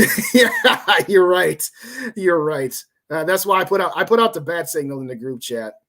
I put the bat signal in the group chat to say, hey, guys, I need some help in here because I can't keep up all these chats. And the people want me to keep going. So I'm just going to keep going here. I think they should go for his running back. Yes, I would love Mo Ibrahim. Just talking about him, Kevin. Just talking about him. If somehow, some way the Vikings do, Kwesi doesn't go full Rick Spielman on the bit and just trade back to get all the seventh rounders, and Mo Ibrahim's available in the sixth round and we got a 6th round pick, yes, I want them to take Mo Ibrahim. Love that kid. Came off with that terrible Achilles injury back in 2022. I'd love to see Mo Ibrahim on this team. I really would. But kind of like with John Michael Schmitz too, I have to, I'm going to put it up there for you. I got 2 of them up there. I got that one and I got that one. So I'll definitely take John Michael Schmitz and I'll definitely take Mo Ibrahim. There is no question about that. What's up, my friend, my compatriot, Mike Castellino? You know what, Mike? If you want to jump in, I'll send you the link. I'll send you this link right now if you're busy. If you're busy and you can't do it, that's fine. But if you ain't busy, come on here with me, man. I'd love to get your opinions on this. Love to get your opinions, man. Thanks for joining me, though. Kwesi Adofo-Mensah doing what needs to be done. That's what I've been telling you, Mike. I've been telling you that for a year and a half. That this is what needs to be done. And I totally agree with what Kwesi's doing. I totally agree with what he's doing. Zimmer managed to assemble a top-time defense for multiple years. That isn't easy in this league. Of course, it leads to other just wants. Okay, you ain't funny, Evil. If y'all don't know too evil to hope, he likes to throw some sarcasm in there. But no, that was kind of my point about Flores, which is he's not going to get all the resources that Zimmer has to put a defense together. He's going to have to do it a little more judiciously. We would be set for the next 10 years. I agree, David. I'd love to have that kid. I really would. Problem is that where he is slated to go, we don't have a pick because we gave up our second for TJ Hawkinson. And I agree with the move, and I still agree with the move. But having said that, you can't take him at 23. That's too high. That's not getting enough value out of the 23rd pick. So again, if you could trade back, or if you take somebody at 23 and you trade up from your 3rd round pick and give up some future assets, I'm good with that too. I would love to absolutely do that. Let's see here. What's up, Rick A? What's up, man? How you doing? Release Thielen so they get nothing. The books overloaded up there or what? Yeah, the books were overloaded. They still are underwater on their salary cap. They still underwater by $7.5 million. I haven't even checked. Y'all check Twitter for me. Has anything happened in the last time since I'm in the last hour or so since I've been on here? Anything happened at all? We didn't release any other players. We made any other moves? I ain't seen anything. I ain't seen anything. So I'm going to take that as a no. I'm guessing that if oh, look at that. Ben Gessling, 5 minutes ago. The Vikings have approached Jordan Hicks about a restructure. He'll likely be asked to take a pay cut or be released. Okay. That's interesting. I don't know why. I don't really like Jordan Hicks. I really didn't see all that much from him. You ain't funny too, Evil. I ain't even putting that crap up on the screen. Y'all ain't even funny. You are not funny at all, dude. As far as Jordan Hicks, maybe they did offer that to Kendricks, or maybe they just said, you know what, we're moving on to a youth one. I don't know why they would do that, but I guess maybe if you got rid of Hicks too, then what do you got a linebacker besides Brian Asamoah? You got a little youth there, so maybe they're trying to use Hicks as their, hey, we'll give you a pass if you take a half of your pay cut because we need some veterans around here. I don't know. I'm just scanning through. Here to say. All right, trade proposal. Vikings trade to the Philadelphia Eagles Za'Darius Smith for Darius Slay. Would I do that? I would do that in a minute. There's no way Philly's doing that. Philly's got cap issues too. And Philly would have no recourse to know that Za'Darius Smith would actually want to go there. See, that's the fun thing. When you've blown up your trade value by say, I want to be released, and I want to pick where I want to go. Well, any team trading for you is going to say, well, are you going to do the same thing to us? So, but no, would I trade Za'Darius Smith for Darius Slay? Yes, in a New York minute. And it's not even close. All right, what else we got in here? I got my boy Jamie from GG Sports. You've all seen him on the former network that we used to be on. Let me get Jamie up in here, and let me fix this up here. What's up, man? How you doing? What's going on? Chilling.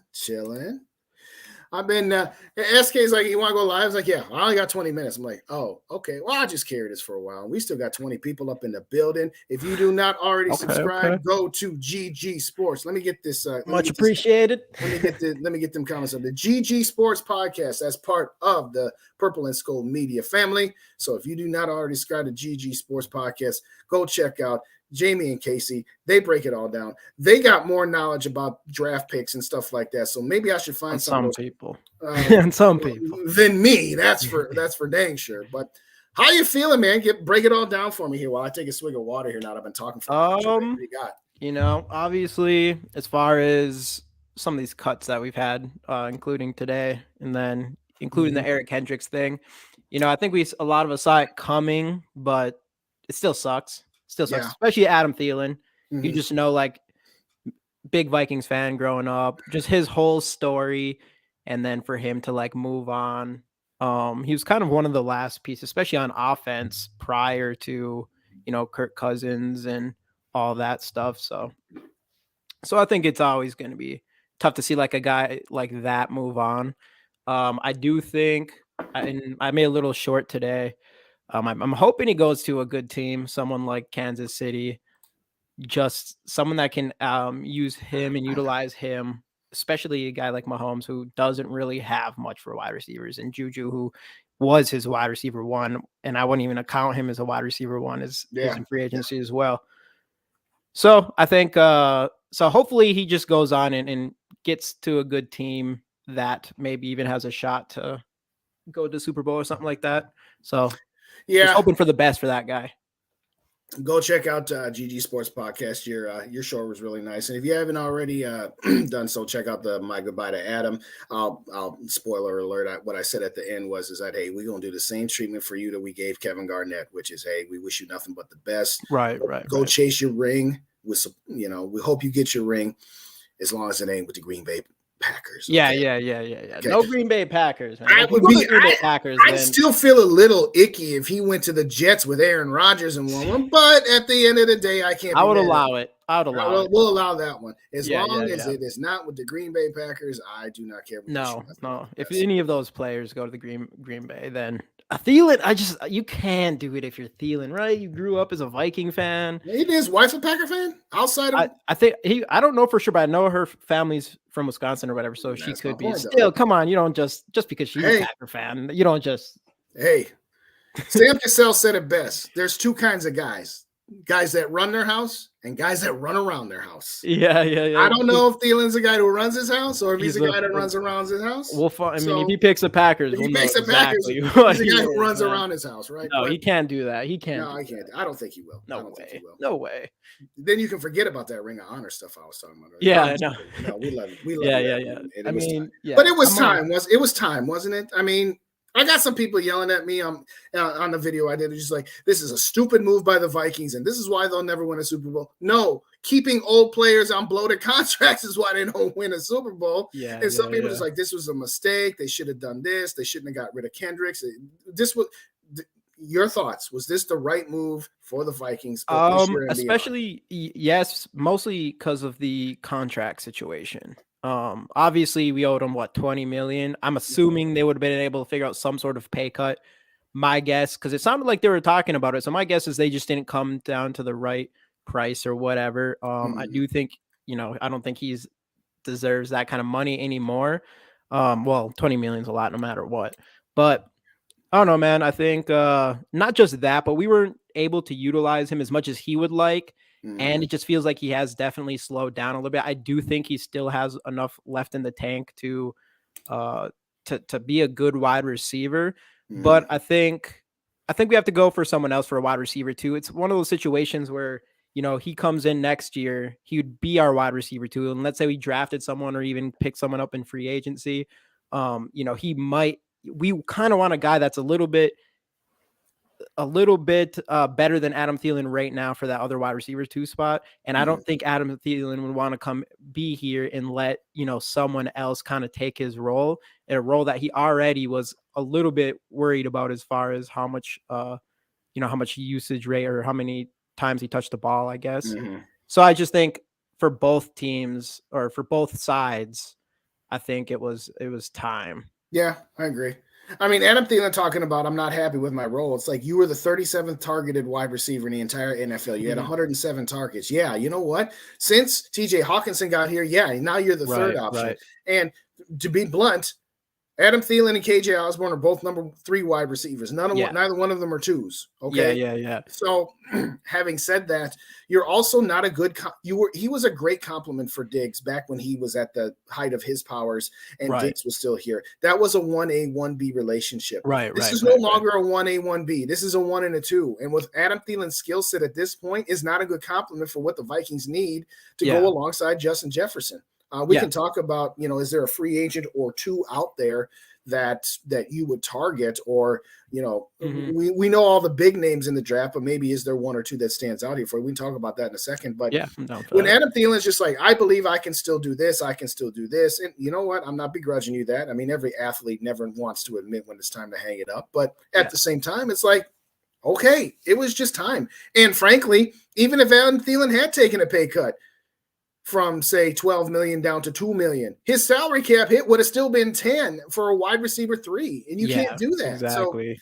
So, I mean, if there was, the problem is that they have restructured him so much that even if he played for veterans minimum, he was still going to cost them a lot because it's prorated signing bonus. So I think it was the right move. And what do you think?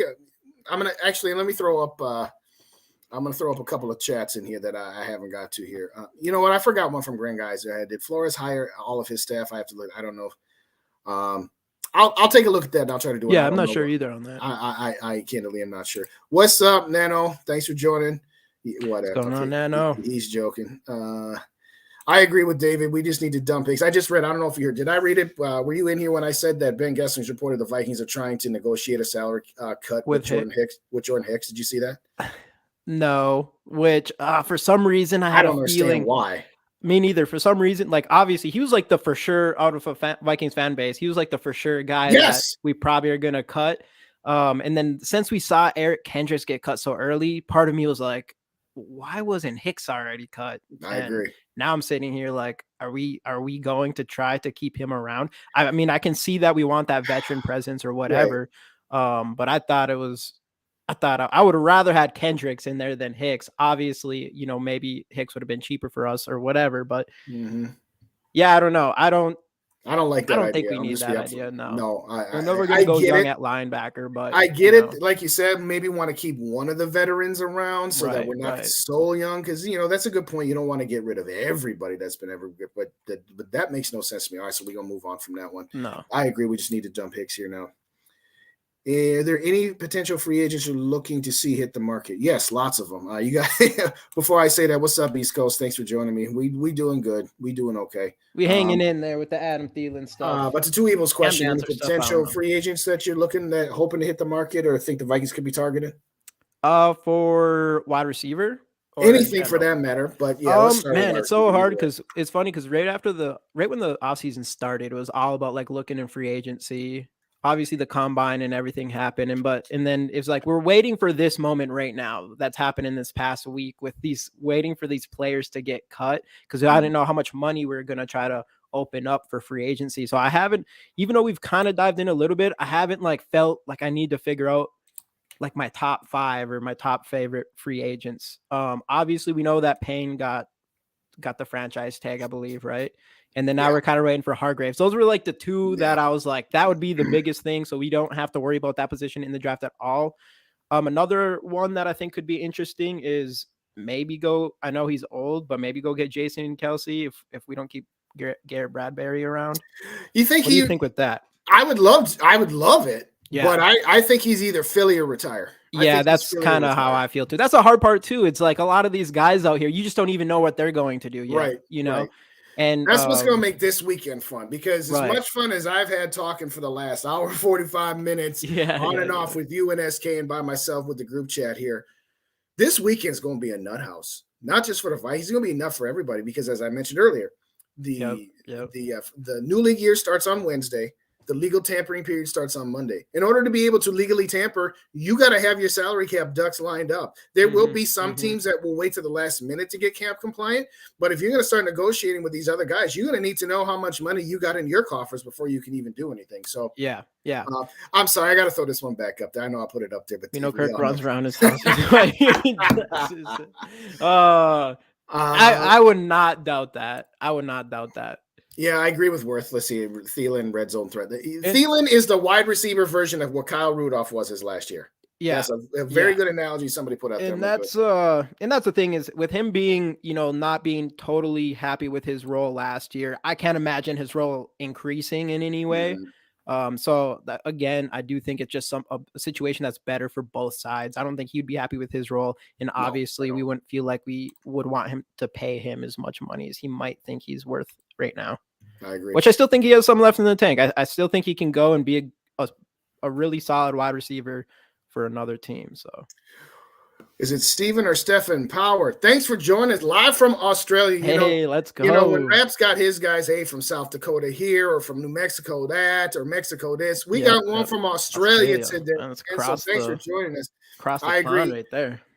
Hicks will definitely be gone by tomorrow. I certainly hope so. I don't know. Again, maybe Ben Gessling just reporting what he's been told. And I don't. First off, if you're Hicks, why you're only making what $3 million this year, and you're going to try to renegotiate? Let me make sure I got Hicks's number right here before. It's somewhere around that. It's not a lot. Oh, it's four and a half million. Yeah.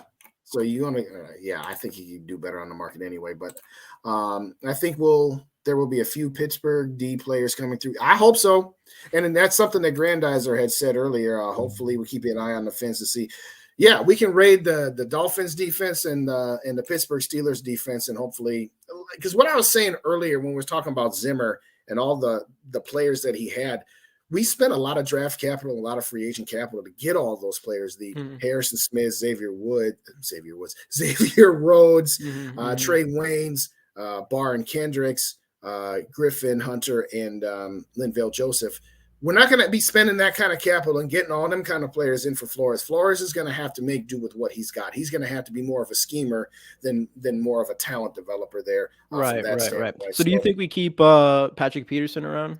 No, I said that earlier. That was a question that had came up. I really don't. I don't understand why. If you're in the business of cutting older players like Kendricks and Thielen and Hicks, for example, and you're talking about maybe cutting Harrison Smith. So I won't talk to you about Harrison Smith here too, but to me, you don't get rid of Harrison Smith and then bring back Patrick Peterson. That to me does not make sense. So no, I don't think they are. I don't think Patrick Peterson at this point in his career is in a position to be able to play man coverage the way he used to. I mean, he's a Hall of Famer for sure, but no, I say no to Patrick Peterson. But what do you think on Peterson? And then let me get your comments on Harrison Smith. I'll start with Harrison Smith. I absolutely think we bring him back. I've said this before, where I think Harrison Smith and the Flores thing is like a match made in heaven. I agree. I think we didn't get to see. I forgot what it said, but he had like 10 pass rushes last season, and he had like 50 all the years before, whatever.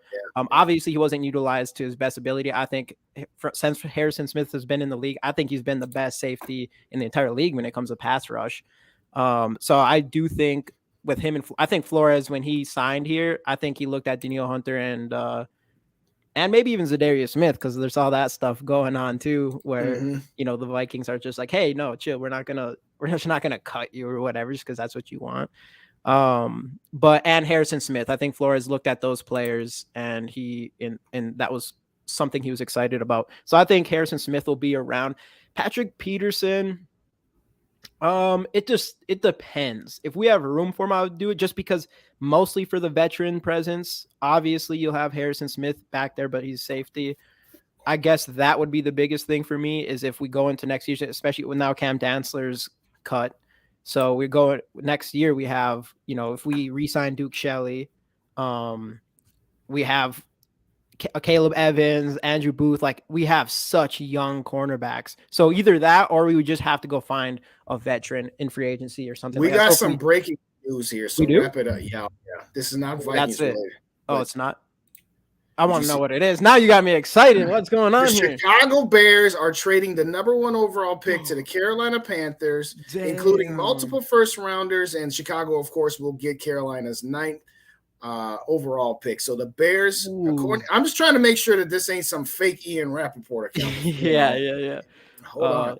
But according to this, the Bears are trading back from 1 to 9 for Carolina. So Carolina now got the number 1 pick. It doesn't have the entire draft compensation, but it says there's got to be a ton. So wow. Okay. I wonder who cares. Who do you think Carolina wants? They are in on Justin Fields, by the way. So what's that? Oh yeah. So Chicago's in on Justin Fields. Who do you think Carolina picks with obviously a quarterback, but which quarterback do you think they go? Bryce Young. Yeah, I agree. That's crazy because I was kind of thinking that it would have been smart for Chicago to kind of wait it out a little bit, and I think Casey's mentioned this a lot. Trade back to Houston's spot and then trade out of there again, assuming maybe Houston, if Houston wanted to trade, maybe Houston's like, I'm cool with Stroud or Bryce Young or something like that, so they won't make that trade. I'm guessing Chicago probably heard enough from Houston, but I'm assuming that Carolina deal has to be huge for Chicago. Let's see if I can do some. It's got to be to move 9th spot when there's potentially there could be 4 quarterbacks taken in those first 9 picks. I agree. Let me get to, while I'm looking, before I do that, let me get to some. Oh, Mike Castellino is sitting in the waiting room. I'll get you up here just a quick second, my brother. Hold on just a quick second. Have you ever done a show with Mike? I don't think I have. I know. I definitely haven't. All right. So we're going to get you two. I'm going to introduce you two guys here, but let's see here. Sad about Dantzler. Yeah, we'll talk about Dantzler a little bit here. Yeah. Let's see here. Peter should be paid to mentor. Maybe I could see that, but whatever. Let's get my boy Mike up on this. Michael Castellino, the king of Vikings Twitter. Good afternoon, my good friend. How are you? I'm okay, guys. How are you guys? We're doing pretty good. So you're sad, right? This is just terrible moves by Kwesi. Run it down, my brother. Run it down. I'm heartbroken, Justin. I don't have any words to describe my pain for losing all these players that I wanted out a couple of months ago. I've changed my mind since then. It's a rough couple of days. Feel that way about Cam Dantzler too?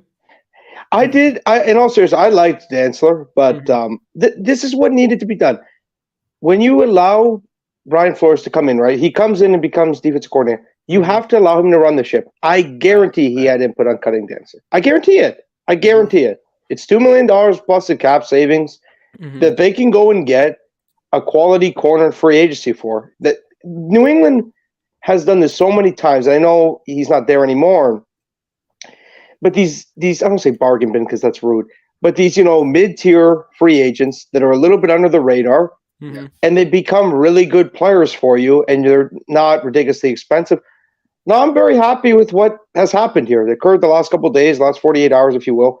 It needed to be done. Yeah. We've talked about this for a while, Justin. Yeah. Enough just keeping guys on the team because they're fan favorites. That mentality had to die. Sacred cows. Yeah. So put them out to pasture.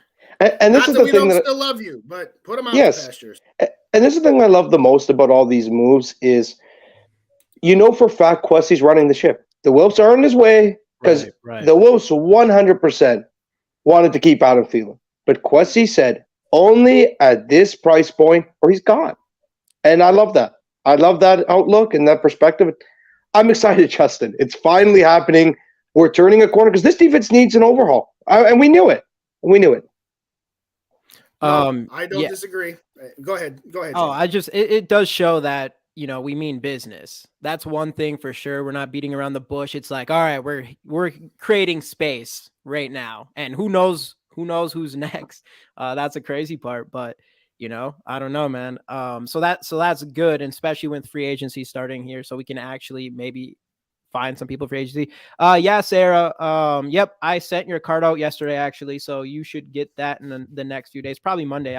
Yeah, Monday or Tuesday. All right, so we are now 3 countries on this. We got Australia, we got Canada, and we got the United States. Steven, thanks so much for the subscriptions there. If you haven't already done so, subscribe also to Purple and Gold for Days, as well as GG Sports. Mike, what's the channel that you and Mike are on as well? Mic'd Up Podcast. Mic'd Up, I'm gonna look that up and I'll put that in the chat. So if you guys want, Mic'd Up you guys do NFL, you guys also do some NHL too, right? Mix of NFL and NHL.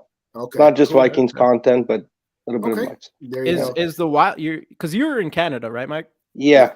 So are the Wilds your team up there? No. I this is the thing with the Wild. I told Justin knows this. Yeah, go ahead. I will support the Minnesota Wild if my Ottawa Senators are no longer in the playoffs, which has happened a lot recently. But in all seriousness, I cheer for all the Wild, like the Minnesota teams to do well. I want no ill will towards any of them, but it's not my, my fan base, thankfully, because one Minnesota team, I think, is enough. I can't believe that. Mind you, the Senators are not much better. They're pretty painful to cheer for, too, in their own right. But Right. Well, I'll pose this question from Kevin, and I'll start with you, Mike. You think the Vikings will trade up to Will Levis if he falls? And I'll just say this, Will Levis or Anthony Richardson. I know your opinion on Anthony Richardson, but what do you think the Vikings will do if one of those two quarterbacks are there? I don't think they will.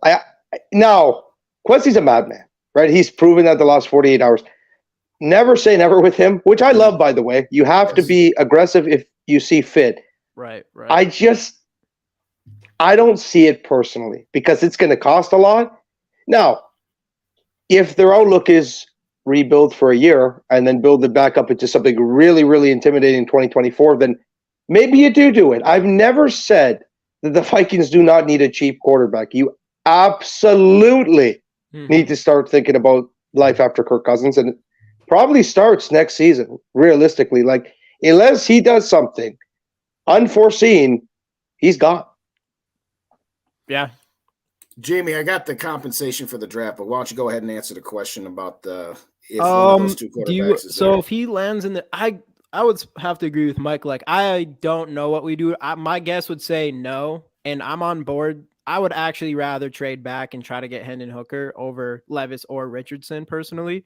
Obviously, you get a guy that I think is a more NFL pro ready than either of those guys, and we'd probably have to give up a lot to move up teams. I also think, who knows for sure, but my guess is I don't think Levis or Richardson's going to make it past the top 10. Can I say one thing just quickly? Yeah. If there is one that could fall, and I'm not saying it's going to happen, it's Levis. I think Richardson has established himself. Right. We can disagree or agree, but man, he's done a great job of putting himself, as high as he can as a quarterback prospect. He's probably going to go in the top 5, where a couple months ago, there was mock just putting him in the 20s. That is not going to happen. No. Levis did have a bit of a weaker season in Kentucky. He might fall, but it's something to look out for. If there is one quarterback prospect that could fall, it's Will Levis. Yeah, that's what I kind of would probably say right now. I know just because Levis's hype has kind of dropped a little bit. For a second there, I was thinking, "Whoa, that's." I got. All right. Finish your thought. I'll finish this. Yeah. There was for a second there because you didn't hear a lot of Shroud. Shroud was kind of like being just not talked about a lot. He might be the third quarterback off the board. It's possible. Well, there was one point where I was like, he might be just that random player that ends up being like the 4th one just because of the hype of Anthony. I don't think so really anymore. I would say I agree with you that Levis, if any of those quarterbacks goes down, I do think it will be Levis. Just because Richardson, I think Bleacher Report's mock draft recently had him going number 1. I don't think that should happen, but there's no question that guy's, as high as a risk reward type of guy might be ever as far as a quarterback goes coming into the draft, right? Yeah. Best combine by a quarterback, probably. All right, Justin, what is the deal? What do we have to deal with? First off, Mike, did you hear that the Bears made a trade? Yeah, I seen it. Yeah, I heard you guys. Yeah, I heard you guys while I was in here. Yeah. So let me see if I can. There we go. They traded the number 1 overall pick to Carolina. They're going to get the number 9 pick, obviously. Then they're going to get Carolina's 2nd round pick, which is 61. A first in 2024, a second in 2025, and wide receiver DJ Moore. Whoa! So the real loser in this is DJ Moore, right? Oh, poor Kyle. Hey, Justin, Kyle's heartbroken right now somewhere. He wanted him to become a Viking. Yeah. DJ Moore? DJ Yeah. Moore. No, Kyle. Dude. Yeah, he wanted DJ Kyle. Moore. DJ Moore would be. DJ Moore is really good, and now he has text Justin him and Fields see what he passing him the said. ball. I will say this though. That ends the argument with Justin Fields now. He doesn't have that complaint anymore. Why don't have receivers? He has that better. He's got a better receiver than Lamar has ever had in his career. Yeah. Wow, that's a lot. Pick 9, pick 6. It was funny. We talked a little bit about the Vikings deciding not to go with what's Chicago GM name? Ryan Poles. Ryan Poles because they didn't want to blow it up, and they didn't want to do what Chicago did. That is a heck of a move by the Chicago Bears GM, and that is a heck of a fleecing. We'll give that. Lovie Smith gets at least 50% of that. I mean, if you have the first overall pick with 4 quarterbacks might go in the top 10, I mean, come on. You're just sitting there waiting for people to call you. I will say this, Justin, because I have to. I can't help the urge. This is so Chicago, though, that the guy who goes number 1 overall is going to trump all of this just because it's Chicago and they cannot catch a break with quarterbacks. Yeah. Well, they're doubling down on Fields. Hey, Mike, text me the link to your YouTube channel because I ain't trying to find it right now and it's not coming up here. So I'm gonna save this and get that back onto the. Okay, I'll send it to you later. Ticker so we can get you some love there as well. But while you're doing that, your thoughts on the Harrison Smith news? Obviously we can talk about Thielen. You can get to either one of those. Which one do you want to go? You want to go Thielen? Or you want to go Harrison? You said choice. Harrison Smith news. Yeah, that he might be on his way out. I didn't know that. You didn't hear that? No, is that today?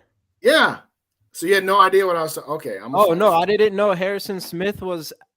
When you brought up the Harrison Smith thing, I didn't know that there was like a good chance that he was going to. I'm sorry. I thought you. I should. Oh no, that's my own fault. I should probably know that. Damn, that's annoying. That's why I said that's. I had my whole. That's why you were looking at Flores the whole spiel of Flores and match made in heaven or whatever. Well, yeah, this is an NFL. You never really know how people are gonna handle it. I don't remember the exact wording, but it's okay. Harrison Smith could be the next Viking to be released. Vikings are. Hold on. Come on, we can't do that. We need Harry back there, man. We're gonna have. Okay, so it started with Darren Dewey Wilson on Score North again. He said it's a possibility that they're trying to renegotiate, but they might not to, and that Harrison Smith might be the next one. Yeah, I mean, if they can't come to an agreement, then But yeah, I mean, all I know is especially if we don't have Patrick Peterson back there, that secondary is going to be young, and we'll need someone. I think we'll definitely. There's no question we're not going to go into the season without a really good veteran. I hope, anyways, in the secondary. So as far as free agents go, I don't really know. As far as corners and stuff, I did like. I know Rocky Sin. He'd be a late, one that we might not have to pay too much for. Mm-hmm. I am a little interested in him because I heard a lot of Raiders fans talk about him pretty highly. And I think he was playing at an all-pro level at some point last year before he got injured or something.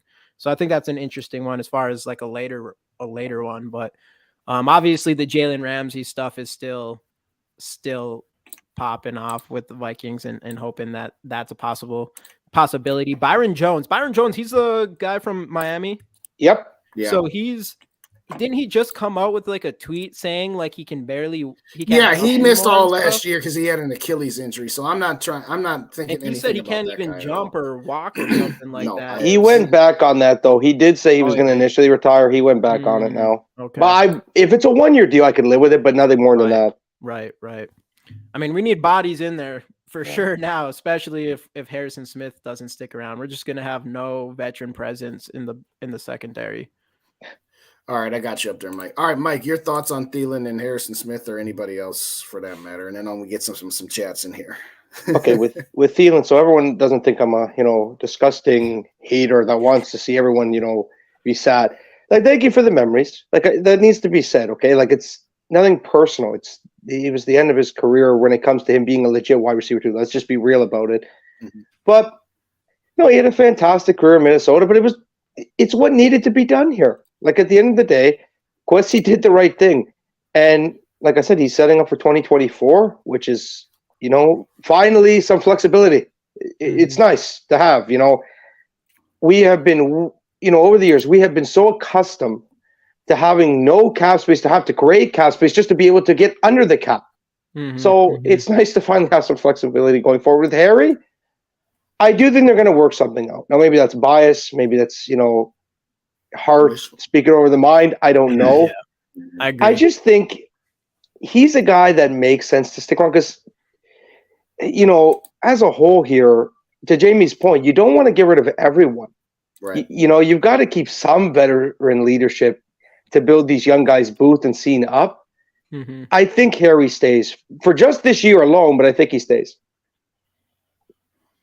I agree. I think, I would have 100% thought that was happened before Justin told me that they're talking about the negotiations maybe aren't running as smoothly as a lot of us were hoping. Because prior to Flores, I was like, I would have said there's a good chance Harrison Smith wasn't going to be here. But now I just think he'll be able to utilize him very well. So that's why I thought for sure that Harry would stick around. But we'll see. I know Danielle Hunter absolutely sticks around, right? Yeah. Well, I had mentioned that earlier where, he's going to need to be renegotiated with and given a long-term contract. He's playing for $4.9 million this year. Now, his cap hit is roughly around 13. If they trade or cut him, his cap dead hit would be 18. So if they trade or cut him, they're not saving any space. In fact, they're losing space. Yeah. Now, if a team offered me a first-round pick for Danielle Hunter, I'm willing to eat that extra $5 million for a first-round pick. But having said that, I don't think he just plays out this contract because, again, he's 29. He's going to want to be able to say, no, I'm not going on my last year of my deal. I'm only making $4.9 million in cash. Mm-hmm. So I think something with Danielle Hunter gets done. As far as Harrison Smith goes, again, I said this a while ago, probably a couple hours ago now. I've never been on one for like 2 hours like this. But I hope that there is a way to keep him. But I understand if they don't, I'm going to be sadder if we lose Harrison Smith than I was for Kendricks and Thielen, because I still think that Harrison Smith's got something left in the tank. I would love to see him with Flores. Right. But I'm gonna understand because the Vikings are doing, Mike, what we've been talking about doing, which is clearing out the salary cap, getting rid of all these void years, taking your dead cap hits and all that other good stuff. So that's my quick rundown on that. Let me get to some comments in here. That's a very good point that Sarah made. No wonder the Panthers weren't interested in Lamar Jackson whatsoever. They already had something in their back pocket. Yeah. Mind you, it's smart though. Like, you shouldn't pay a quarterback It's because it would cost 2 first-rounders and $50 million. If it was just Lamar himself, it makes more sense. But it's like people don't realize 2 firsts and $50 million guaranteed for a guy with his injury history. That's a risk, man. Yeah. No, I agree. Somebody put this out. Apparently, Darius Slay is asking for a trade from Philadelphia. Yeah. I would like that. His base salary this year is $17 million, so we'd have to absorb that. Now, I know his cap hit is 26, but a lot of that is dead money that would stay with Philly. So he's only got 1 year left on his deal, 32 years old. Somebody put out on Twitter, hey, why don't we just trade Za'darius Smith for Darius Slay? And I'm like, I'd do that. What do you think of that? Oh, yeah. I mean, just because, Za'darius Smith doesn't even want to be here, so. Yeah, there you go. Bynum and Metellus are corner, veterans. You got all the veterans you need there, boys. There you go. Yeah, but 3 years, 5 years, 6 years combined with them. Lewis Cine will be a veteran next year, but anyway, I digress. I'm going to wrap here in about 5 minutes, boys. I'm running out of gas, and my voice. I had to go for an hour and a half on my own, buddy. Go ahead, Mike. What do you got? Can I add on Dancer just quickly? Mm-hmm.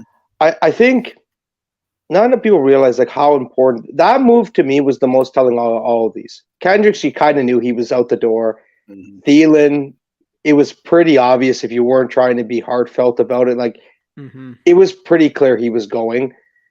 The Dancer one, though, speaks to what they're trying to do in this DB room, which is get guys that fit Brian Flores' system. I mean, it was such an impactful move for me personally, the fact they actually did that, because I did not expect that. I really didn't. I'm not going to sit here and act like I did, because it kind of came out of nowhere, but it makes a lot of sense when you really think about it. They're trying to build up Caleb Evans, Andrew Booth. One last thing I wanted to add. This basically ensures Duke Shelley's coming. I'll say it. I know maybe no one's mentioned that. I said that earlier. Yeah. He's coming back, and he should, and he deserves to come back. If they use a little bit more than that money, like another $1 million plus what they saved for cutting Dantzler on getting Shelley back, 100% worth it. Yeah. Totally It'll be agree. interesting to see what his contract would look like. Another thing is we need to sign Justin Jefferson to his extension, just so we can kind of see where our money really is at after all that stuff. Because that's what it's like. We're creating all these moves. It's like, oh man, we got to pay Justin Jefferson so much money. It's just going to eat all of that cap back. Hawk too. And Hawk, yeah. So we got a lot of stuff to look. I mean, hopefully we can. It'd be nice if we can get that all figured out before free agency really gets going. But I don't know if that's going to be the case. So I'm just going to throw it out there. Quick 30 seconds. We don't need to get too much further into this because I'm going to wrap and say thank you to everybody. But apparently Vikings were present at Odell Beckham Jr.'s private workout today. Do you have any interest, yes or no, in Odell Beckham Jr.? Yeah, I would say yeah. I mean, if we can go get him, because I like going into this draft, especially with Thielen gone, like I think it is a priority to go get a wide receiver too, or at least try. So if Odell obviously is coming off the injury, he's not going to be the same player he used to be, all that stuff. Do I think he can still be a wide receiver too? Yeah. And it'd be nice to go into that draft with, even though there's a lot of guys I do like in this draft at wide receiver position, it would be nice to just cancel out one of these positions going into the draft so we don't have to worry about it. And Mike? I think that would be a big one. Mike? Yes, I was. That's music to my ears. Just I was really hoping we sent people to that workout. I really hope Justin Jefferson was there. They're like buddy. Like if you want a guy to actually give you the leg up, it's JJ with OBJ. I've said this for a while. They're really close. Like it makes too much sense not to really go and attack this. Now that you are going to create the money, right? You're going to have the money to sign a couple guys at free agency. OBJ makes a lot of sense. And I'll be honest, I'd much rather have him than DJ Shark, Jacoby Myers, because he's won a Super Bowl with KOC. KOC was the play caller when they won the Super Bowl with the Rams. So if they do that, that is a great way to start free agency for the Vikings. Perfect. Yeah. All righty, boys. Let me get some more comments. First off, Felicia, thanks for joining. I want to keep Harrison too, but at the same time, for all I've said about being and Kwesi we trust, Yes. Kwesi we trust. That's it. That's all. Thank you, David. I appreciate you. We said earlier, it's going to be an exciting week. Dude. It's gonna be exciting next 72 hours. This whole weekend, teams are gonna be cutting guys left and right. Crazy. Hey, this person got cut. Should the Vikings go after this person or that person? What kind of moves are gonna be? Are there gonna be any other draft trades with picks, moving stuff around there? Thanks, Worthless. I appreciate you. I appreciate you, man. It's going to be fun. So keep it tuned to Purple and Gold for Days, Purple and SKOL'd Media, GG Sports. I got mic'd up on there. So go check out Mike's. His partner is also named Mike. So they went with mic'd up. I like that. Let's go. I want to thank everybody for joining us. I know that the mothership in and Purple and SKOL'd Media picked up. They started off at 2. They picked up a few subs right here. So thank you, everybody who subscribed on YouTube to Purple and SKOL'd Media, as well as mine on Purple and Gold for Days. Like I said, go check out GG Sports. They got a lot going on. They also partner up with Dave as well, who y'all know I do shows with on Tuesdays. They do shows with him on Wednesdays. I get simulcast on both Dave, Minnesota Sports World, as well as GG Sports. Mike, we're going to get you back on this network here now. We've been out of touch for a couple of days, but we're going to get you on. And I don't know what you guys got going on this weekend, but if something spectacular happens, I know I'm going to try to get back on the mic here. So I'll be shooting you guys some texts. If you guys are available, you come help me out. All right. Sounds good, man. Yeah, sounds good. All righty. Well, thank you, everybody. Thank you, everybody in the chat for joining. I very much appreciate you, especially after SK had to go after a little bit, help me carry this for a while here before Jamie and Mike got up on this. So thank you kindly, everybody, for joining us. Have a great rest of your evening. Stay safe. By the way, again, everybody drive safe. I know we got one less hour of sleep in some areas this weekend, so don't stay out too late on tomorrow night there. But jokes aside, busy day for the Vikings. Going to be a busier weekend. We'll see you on the flip side. Yep. Just once before we die. Just one Super Bowl. Just once before we die. Yeah. I want two. I want more. See, Jamie got to be greedy. See, Mike and I, I just want one. Once we get that one, I'm going to just give me one. I'll stop. I'm good. I'm content. I'll start with one. We'll start with one for now. In all seriousness, hit them like buttons, hit them comment buttons, and hit the subscribe buttons. Thanks, everybody. Have a good evening. Skol Vikes. Skol.